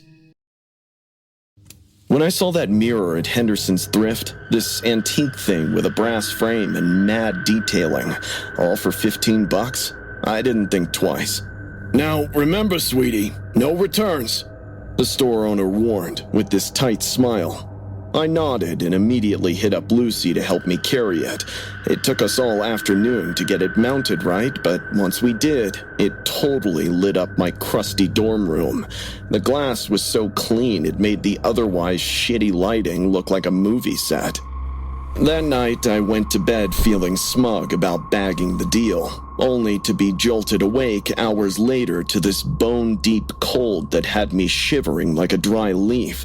The room wasn't only icy, but also eerily quiet, as if someone had sucked all the sound out, except for this faint scraping noise that seemed to echo from a distance. I strained my ear to listen intently. It felt like someone was dragging their fingernails against glass. I should have stayed in bed, should have pulled the covers over my head and waited for it to pass. But this wild, irresistible urge was eating me up. I had to check on the mirror. I slid out of bed and started walking. The scraping got louder with each step, but when I was maybe 3 feet away, it stopped altogether. I leaned in to find my reflection staring back at me. Even in a daze, I could feel that something about it was wrong. Instead of the amber of my eyes, the one staring back seemed dark, sunken, and hollow. The nose was crooked, and the skin was pale as paper. It took me a second to realize that it wasn't my eyes, nose, or face. I spun around, and she was right there, just inches away, donning a torn nightgown. Blood was staining the fabric dark, while her hair hung in greasy strings, framing this carved-in smile that was way too wide for her face. She tilted her head and grinned at me. I screamed and stumbled, squeezing my eyes shut so tight I saw stars. My heart hammered against my ribs as I waited for something, anything, to happen. Minutes passed. When I reopened my eyes, I was alone. I hurriedly grabbed my phone's flashlight and swept it around the room, trembling, but it was just me and the shadows dancing in the weak LED glow. It's stress eating you up. I whispered to myself. Suddenly, my door handle started rattling. It was no gentle knocking. The shaking was violent, like someone was trying to rip it off the hinges. The sound echoed through my room like gunfire. Who's there? I called out. No one answered. Lucy? I crept to the peephole, grabbing my softball bat along the way. The hallway was empty, just those flickering fluorescent lights that never worked right. The rattling stopped the second I looked. I heaved a sigh and backed away from the door, but before I could figure anything out, my closet exploded into motion. The whole thing shook like an earthquake was trapped inside. The hangers clung in a way that made my teeth ache. I yanked it open, ready to swing the bat, but there was nothing except my clothes and other knickknacks. Get it together, Jenna. I muttered as I climbed back into bed, pulling my covers up. I kept gaslighting myself that it was my brain cooking up, just my imagination, probably too much caffeine and stress. I had barely closed my eyes when the knocks echoed from directly underneath my mattress. Tap, tap, tap. My blood turned to ice. I lay there frozen, listening to my heartbeat thunder in my ears. Part of me knew I shouldn't look. Every horror movie ever made had taught me that much. But I couldn't just lie there anymore. I rolled to the edge and peered over. She was crouched under my bed, looking up at me with that impossible smile. Her face was gray, almost corpse-like, and her eyes were black holes that seemed to absorb the light. Jenna, come join me. She giggled, reaching up. My eyes zoomed in on her hands. Her fingers were severed at the knuckles. They were just bloody stumps with bone showing through. Dark blood dripped steadily onto my floor, pooling in spots that seemed to swallow the light completely. Come with me. We'll make 'em pay. she hissed, stretching those mutilated stumps toward my face. I bolted from that room like my ass was on fire, and I pounded on Lucy's door until she opened it. Jenna? What happened? The mirror. There's something in the mirror. I gasped, pushing her in and locking the door. Lucy listened as I told her whatever I'd seen. She wanted to check my room, but I wouldn't let her go back there, not until morning. I spent the night on her couch, barely sleeping. When the sun came up, Lucy announced, We're going back to that thrift store. The owner of Henderson's Thrift looked like he'd aged decades overnight. When Lucy slammed my receipt down and demanded he take the mirror back, his face went paper white. "Told you, no returns," he said quietly. Bullshit! Lucy snapped. You know something about it you didn't tell my friend? It took Lucy threatening to call the cops before he finally cracked. "I bought it from a police auction," he whispered, glancing around the empty store. "It was of a woman named Rebecca. She was murdered. Her body was found in front of that mirror." My stomach dropped. Murdered? How? Her husband was strung out, needed cash for his next fix. When she said no, he came at her with a kitchen knife, chased her through the house, and stabbed her over and over. He paused, staring at my hands. She tried to grab the blade, got her finger sliced clean off, but he cornered her in the bedroom eventually. Lucy grabbed my arm, but I barely felt it. We walked out of that store, but I never went back to my dorm room. Had maintenance pack up my stuff and get rid of that mirror while I waited in the lobby like a coward. It's been months, and I'm still trying to put it behind me. I'm 13, in 8th grade, and I swear to God I will never forget that Friday afternoon. It was just another boring period before lunch. The sky outside was heavy and gray, making the classroom feel even more dull. I was doodling in the corner of my notebook when the sharp, echoing sound of the lockdown alert blared through the school's PA system. We all froze for a second, but then everyone shrugged it off, thinking it was just another drill. Our teacher, Miss Haley, told us to get under our desks, away from the windows, and be quiet. People were giggling and whispering. Some were even texting under the table. None of us were too worried, until we heard screaming. It felt like someone was screaming desperately for their life. As I listened carefully, I heard sneakers skidding on tile. Whoever was screaming was getting dragged down the hallway. A couple of kids near the door started whispering, asking each other what was going on. That's when Matt, one of the seniors in our mixed science class, slowly crawled in through the little rectangle window of the classroom, gasping, and locked it quickly. I'll never forget the way his face drained of all color. It's Mr. Kessler. He's gone mad.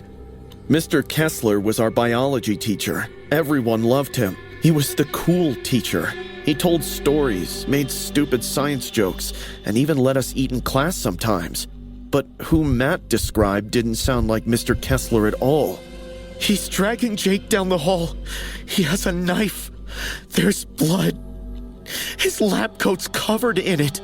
Everyone thought he was joking, until he added the knife and blood. Miss Haley's eyes widened in shock. She immediately locked the door and told us to calm down while dialing 911. I was directly across from the window. Suddenly, I caught a glimpse. Mr. Kessler's face was pressed on the glass, and he was watching us. His eyes were wide and fixated on me. He was in some kind of trance. He slowly raised his one hand, clutching a bloody scalpel, and then pulled up Jake, who had this huge slit on his face, bleeding like hell. All the students screamed at the horrible sight. Not even in our wildest dream did we imagine seeing someone mellow and calm like Mr. Kessler behaving this violently. He dropped Jake, who hit the floor unconscious, making a thud, and then knocked at the glass. Leaning close to the window pane, he whispered, "Science class isn't over yet." I could hear his slow breathing through the crack in the door. My heart was pounding so hard I thought I'd die. He spoke again, louder this time, cutting through the silence. Open the door. I need some more students for a practical exam. A few kids whimpered. Miss Haley tried to reason with him. Look, you need to calm down, okay? The cops will be here soon. Why are you behaving like this? You're such a good person, Kessler. Then it hit me, like a cold punch to the gut. 2 days ago, Jake, I, and Louise had been walking past the science lab. Mr. Kessler was inside cleaning jars of preserved specimens, and we mocked him, saying he was playing with dead frogs for fun. I thought it was harmless until now. I stood quiet, praying to God for sending someone for our rescue. But I swear Mr. Kessler was staring straight at me like he needed only one moment to finish me off. He raised his bloody hand again and smeared a thick streak of blood across the glass. Then, pointing at me, he screamed, I'll show you what a real dissection looks like. A few students started sobbing in panic. Just when I thought we'd be safe inside the class, Mr. Kessler ran the tip of the scalpel along the glass, making this high-pitched squeal that made my teeth hurt. I'll start with the skin. Peel it back, nice and slow. Oh, look at the muscles, the veins. I squeezed my eyes shut. My hands were shaking so hard I couldn't hold my phone. He stayed there for what felt like forever, pressing his forehead against the glass, breathing heavily. And then he started jiggling the doorknob. The air in the room turned electric with panic. Everyone started screaming for their lives. Miss Haley kept pleading with Kessler to stop, but he had turned into a complete maniac. My mind raced. He wasn't going to stop. The only thing between him and us was that lock. And if he got in, I don't even know what came over me. Without thinking, I started pulling my desk to shield the door. Seeing me do that, many others followed. Mr. Kessler kept kicking and screaming, but he couldn't get in. We could hear his frustrated footsteps making rounds around the classroom. And finally, we heard the sirens. Once the police got in, it was over in seconds. Through the window, I saw them restraining Mr. Kessler face down on the floor. His lab coat was soaked with blood. The scalpel was lying a few feet away. They rushed Jake, who was miraculously still breathing even after all that blood loss. The cops led Mr. Kessler out in handcuffs. He didn't fight. We all came out and stood in the hallway watching him. He turned his head just before getting inside the cop car and chuckled creepily, then shouted, I'll be back, because science class isn't over. That was the last time I saw him. The school was closed for a week after that. The hall where it happened sealed off. The news said the injured kid would recover, but no one explained why Mr. Kessler snapped. Some say he had a mental breakdown. Others whispered it was revenge. For me, I can't shake the feeling that it wasn't random, that he came looking for me and my friends, that maybe safeguarding the door saved all of our lives. I knew I should have trusted my gut the second I walked in, but I was 25, flat broke, and clinging to the hope of finding something decent for my friend's gallery opening, and the thrift store felt like my last shot. The place looked like it hadn't been updated since the 80s. The fluorescent lights buzzed and flickered overhead, casting everything in this sickly yellow glow that made my skin look corpse pale. The store was practically empty, except for the cashier, a couple of other customers shuffling around, and this shady-looking guy. He was maybe 40, with greasy hair hanging in strings around his face and clothes that looked like he'd been wearing them for weeks. He was standing in the middle of the woman's lingerie section. Didn't seem like he was shopping, though. I tried to ignore him as I walked past and focused on the vintage dresses instead, but I couldn't shake off the weird vibes. Every time I glanced up, he was closer. He wasn't walking toward me exactly, but somewhat drifting. When I moved to the blazer section, I caught him ducking behind a rack of coats. My hands started shaking as I pretended to examine a jacket, using the reflection in a nearby mirror to keep track of him. He was crouched down, partially hidden, but I could see his eyes, closely following every one of my movements. It would have been easiest to bolt without ever looking back, but instead, I convinced myself I was being unnecessarily paranoid and moved toward the back of the store where they kept the shoes. That's when I saw the phone. He was holding it at waist level, and the camera was angled toward me. I snapped, marching over to him. What do you think you're doing? He looked up at me with these watery blue eyes and shrugged. Just looking around. Nice view, don't you think? The childishness in his voice made my skin crawl. You're recording me. I saw your phone. Don't know what you mean. But he was beaming ear to ear, like he was enjoying the attention. His teeth were stained yellow, and there was something dark stuck between the front ones. Fortunately, the commotion had caught the cashier's attention, who appeared already leery of the weirdo. Any problem here? Pointing an accusing finger, I hissed. He's been following me around and filming me. The guy looked at him with disgust. Leave before I call the cops. Suddenly, that weirdo's whole face flipped. He had the audacity to look hurt, like we were being so unfair to him. His childlike expression vanished entirely, and I could see raw rage dancing in his eyes. He started backing toward the door, but his stare locked on mine. Before stepping out the exit, he loudly said, I just wanted to see who you really are. Drop the act, you know? Security, I'm leaving, all right? I'm out. He stormed off, muttering under his breath. I lingered in the store for a while, hoping the matter's resolved. By the time I stepped outside, the sun was low, casting long shadows between the few cars still left in the lot. I got to my car and was about to get in when I heard the faint footsteps behind me. You can't hide forever. I'll find you. Always. He was standing there, still wearing that awful grin. My hands were shaking so hard I almost dropped my keys. He looked like he was about to sprint straight at me. But without wasting a second more, I dove into my car. I slammed the door shut and started jamming the lock button over and over until my thumb went numb. The guy brought his face closer to the window. His breath fogged the glass, and I could see every detail of his feature up close. The broken capillaries in his nose, the thin scar running from his left ear to his jaw, and the way his pupils quenched into tiny black dots, scaring the hell out of me. Pretty, pretty car for a very pretty girl. Step out. I didn't. He looked pissed. He straightened up and walked around to the front. I watched in horror as he grabbed my windshield wipers and yanked them off, tossing them aside like twigs. The sound of metal scraping against metal made me numb. He repeatedly asked me to step out while vandalizing my car. He broke the headlights, dragged keys across my hood in long, deliberate strokes. He was humming while he did it, some tune I couldn't recognize that sounded like a lullaby played backwards. I fumbled for my phone to call 911, but my hands wouldn't stop shaking.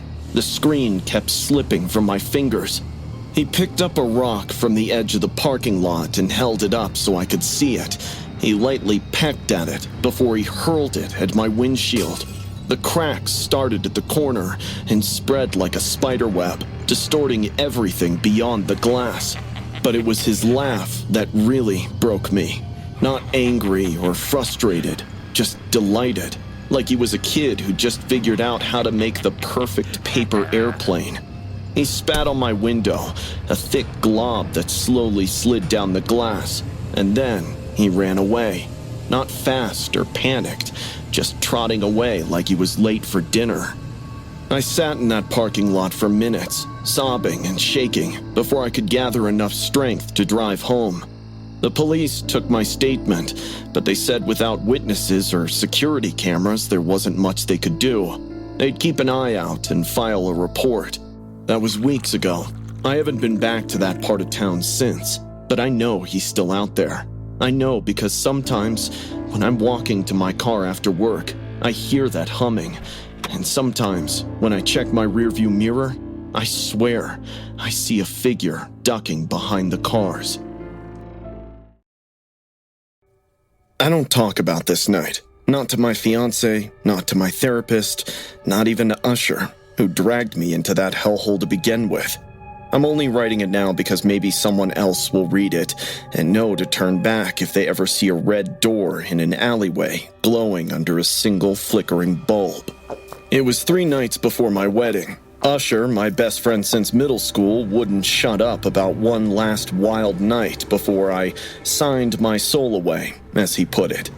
I wasn't in the mood. My head was spinning with vows, flower arrangements, and whether I'd remember to finalize the damn DJ. But Usher was relentless. "Just trust me, D," he said, grinning like an idiot, tossing his 12th beer can out the passenger window as I drove. "I read about this place on Reddit. It has the most beautiful girls." I sighed. "I don't want to end up in some grimy strip club, dude." He smirked. "Strip clubs are for amateurs. This is something else. Think Eyes Wide Shut meets Tokyo Drift." I should have turned the car around right then. We parked in a forgotten part of the city. Empty warehouses, graffiti-covered walls, and dumpsters spilling over. Usher led me through a narrow alley, past a homeless guy muttering to himself. Then he knocked 3 times on a rust-colored steel door. A slit opened, and a man's eye peered through. Usher leaned in and whispered something I didn't catch. The door creaked open. Concrete steps led us down into a world I still don't fully understand. Red light flooded the stairwell. Bass-heavy music throbbed from below, a deep, vibrating pulse that made the walls tremble. At the bottom, a thick black curtain parted into a nightclub straight out of a dream, or a nightmare. Everything was crimson. Velvet walls, low-hanging chandeliers, smoke curling through the air. The women were already circling before we found the bar. They were stunning. Too stunning. Long legs, glossy lips, fierce eyes. But something still felt off. Their arms were too veined, and their smiles didn't quite reach their eyes. One of them brushed against me. Her voice was so squeaky. Honestly, she gave me the creeps. "You look tense, baby," she purred, fingers trailing my chest. "Let me help with that." I pulled back. I'm good, thanks." Usher laughed, already half drunk, letting one of them press against him. "Relax, man, this is your party!" Every nerve in my body screamed run. The place didn't smell like alcohol or perfume. It smelled like sweat, bleach, and something metallic. Blood, maybe. I tried to leave. The same door we entered was gone, or disguised. The hallway led to nothing but more velvet walls and mirrors that distorted our reflections. I turned to Usher. "We need to..." But he was gone. Panic gripped me. I pushed through the crowd, the music louder now, like it was blasting inside my skull. Red strobes flashed, faces warped in the light. One of the hostesses grabbed my wrist. Her grip was so tight that it bruised. "Don't be rude," she hissed. I yanked free and ran. Every turn led deeper into the club. No signs, no windows, just corridors of red lights and walls. I was thinking of calling the cops when I heard Usher scream close by. "Dylan, help!" His voice was hoarse. I sprinted toward it, crashing into walls, slipping on God knows what. I found him in a side room. It had dim lights and a couch. Usher was pinned on it by 2 women. One had a syringe in her hand. The other was laughing at him. I didn't think. I just grabbed the nearest thing, a champagne bottle, and shattered it against the wall. "Get the hell off him!" I roared. They turned, and their eyes, cold, reptilian, locked onto mine. I swung the jagged glass, catching one across the face. The woman let out a scream in pain, and it didn't seem to be her voice. She sounded like a man. The others lunged at me. We hit the floor hard, grappling. I stabbed blindly, glass tearing flesh. I didn't know how many times I hit the other man before he stopped moving. Usher was dazed, drooling, pupils huge. "Come on, man," I begged, dragging him to his feet. We ran. No plan, just ran. I think I kicked through a wall panel, or maybe a door someone forgot to lock. We stumbled into a boiler room, then another stairwell. The music faded behind us. My lungs burned. My shirt was torn and blood-soaked. Finally, we saw a metal door and shoved it open. We spilled into the alley, gasping. Cold air never felt so good. Usher collapsed, coughing. I dropped beside him, my hands shaking. Neither of us spoke for a long time. Finally, he looked at me, eyes wide and terrified. Dee, what the hell was that place? I didn't answer. I couldn't. When I got home, I told my fiancée I'd gotten mugged. She wanted to call the police. I said it wasn't worth it. I wasn't lying. Not really. Because what would I even tell them? Hey, officers, I got lured into an underground club run by men disguised as women who trap drunk guys and do terrible things to them. Oh, and I stabbed one with a champagne bottle. No, I don't have an address. Who would believe me? The next morning, Usher came over with bruises on his neck and guilt all over his face. "I'm sorry, man," he whispered. I didn't know. I swear I didn't know." I nodded. We never talk about this again. Ever. And we didn't. I got married 3 days later, smiled through the photos, kissed my wife, danced to Can't Help Falling in Love.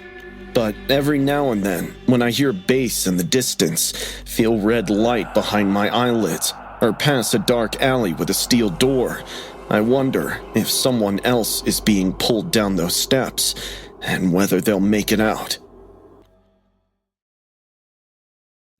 Reagan had always been the popular girl in our school, flaunting her gorgeous blonde hair and attractive smile. Everyone called her Barbie, and she wore the title like a crown. We were both co-captains of the cheer squad, which meant she saw me as a threat and tried to make my life hell whenever she could. She outperformed me at many things, but what drove her insane was my naturally clear skin and lean build.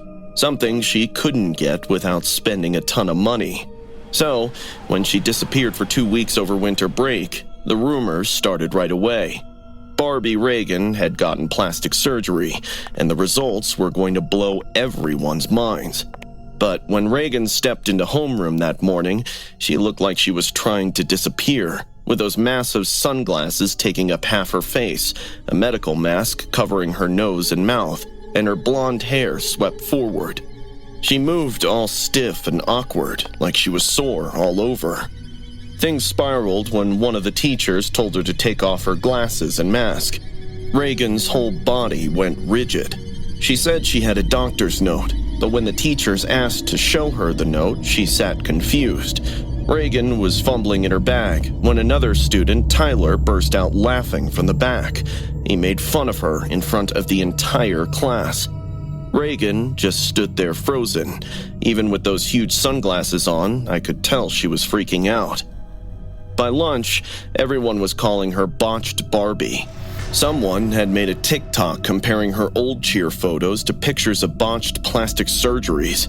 Within an hour, there were dozens of them. I'm not gonna lie, part of me liked it. After all the years she spent making other girls cry, it honestly felt like karma was finally catching up to her. By the time practice rolled around, Reagan was nowhere to be seen. Coach Stevens said she'd gone home sick. I ended up staying late, trying to nail down a new routine. I finished around 5:30 when the entire school premises had gone empty. I was in the shower when I heard the locker room door slam, hard enough that the sound echoed off the tiles. Hello? I called out, shutting off the water, but all I could hear was water dripping and the hum of overhead lights. I grabbed my towel and stepped out. Suddenly, I heard this familiar voice from a distance. It was Reagan. Having fun over someone's misery, are we, Natalia? She stepped out from behind a row of lockers, still wearing those sunglasses and that mask. Reagan? You all made my life a joke. My stomach dropped. Reagan, I didn't mean... She was shaking, her hands clenched into fists. The overhead light flickered, and I could see she was crying behind those sunglasses. I took a step forward, but stopped right there. Reagan suddenly removed her sunglasses and I almost screamed. Her eyes were just all wrong. They were red and puffy, like a blood vessel inside her head had popped. She still had that mask on, though. I wouldn't have had to do it if you weren't standing here, flaunting that perfect skin. The surgeon said I could have it, and that's all I wanted. She yanked the mask down, and I was horrified. Her entire face was covered in rashes and stitch marks. In some places, her skin was coming off, revealing fresh wounds. Her nose was so wrong that I could barely tell it was Reagan. Her lips were swollen like 1,000 bees stung her. She began walking toward me with pure hatred. Reagan, I'm sorry. Everyone's laughing at me because of you. I didn't notice all this time Reagan was holding a scissor in her hand. Reagan, put those down. The boys say I look like a monster now. That I should disappear. That no one will ever love me looking like this. So if I'm a monster, I might as well act like one. She came at me fast, and I barely managed to dodge. The scissors slammed into the locker where my head had just been. Reagan, stop! Her scarred face twisted with rage. I grabbed my gym bag and swung it at her. It hit her in the side and made her stumble. I ran, but the locker room was too small. She was right behind me, breathing hard, the scissors clicking together. If I can't be pretty, neither can you! I made it to the door, but it was locked.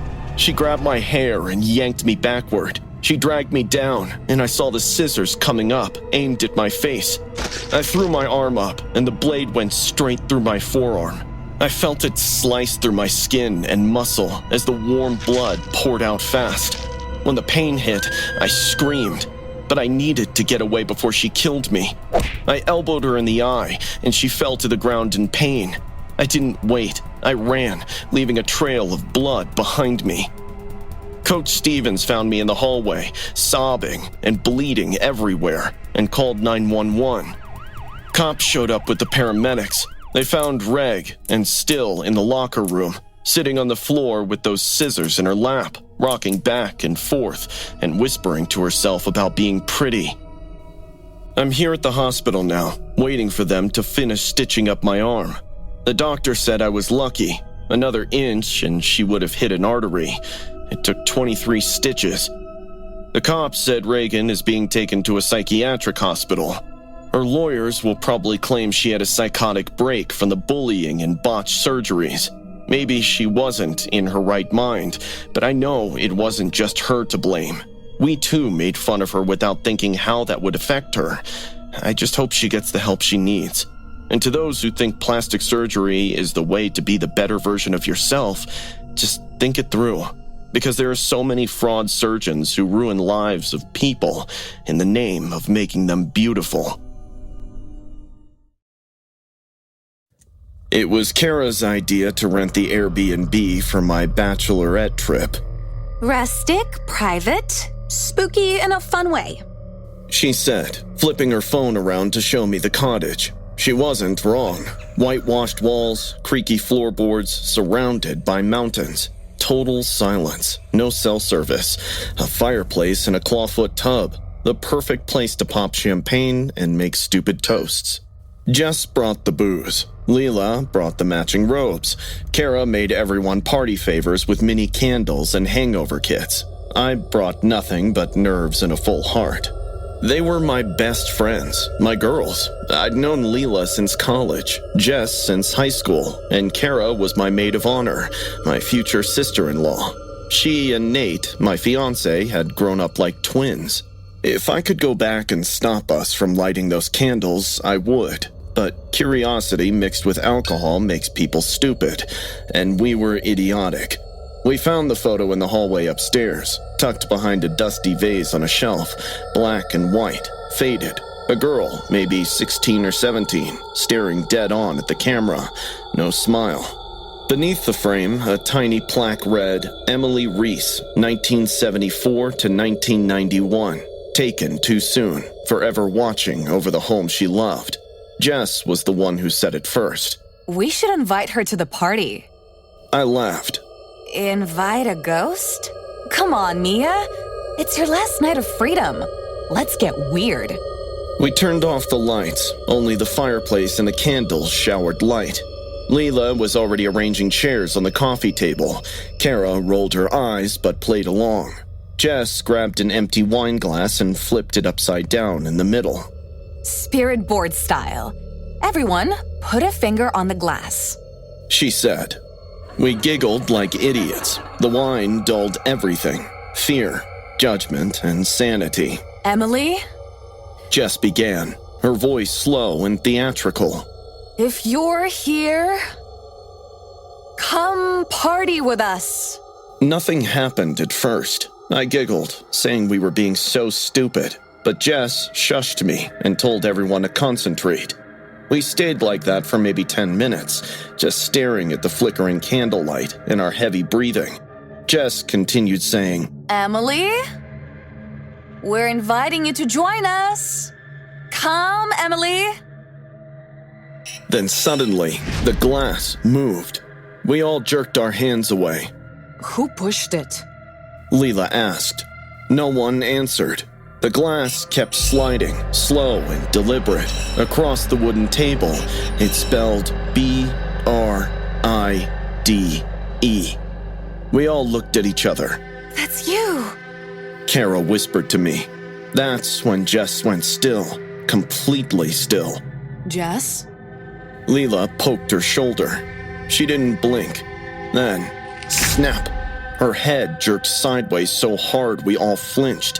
When she lifted her face up, we were all horrified. There was someone else's face contracting from hers. It looked like straight out of a horror movie. Even when she spoke, it wasn't Jess's voice. You're all liars, She said in this demonic, heavy voice. We froze.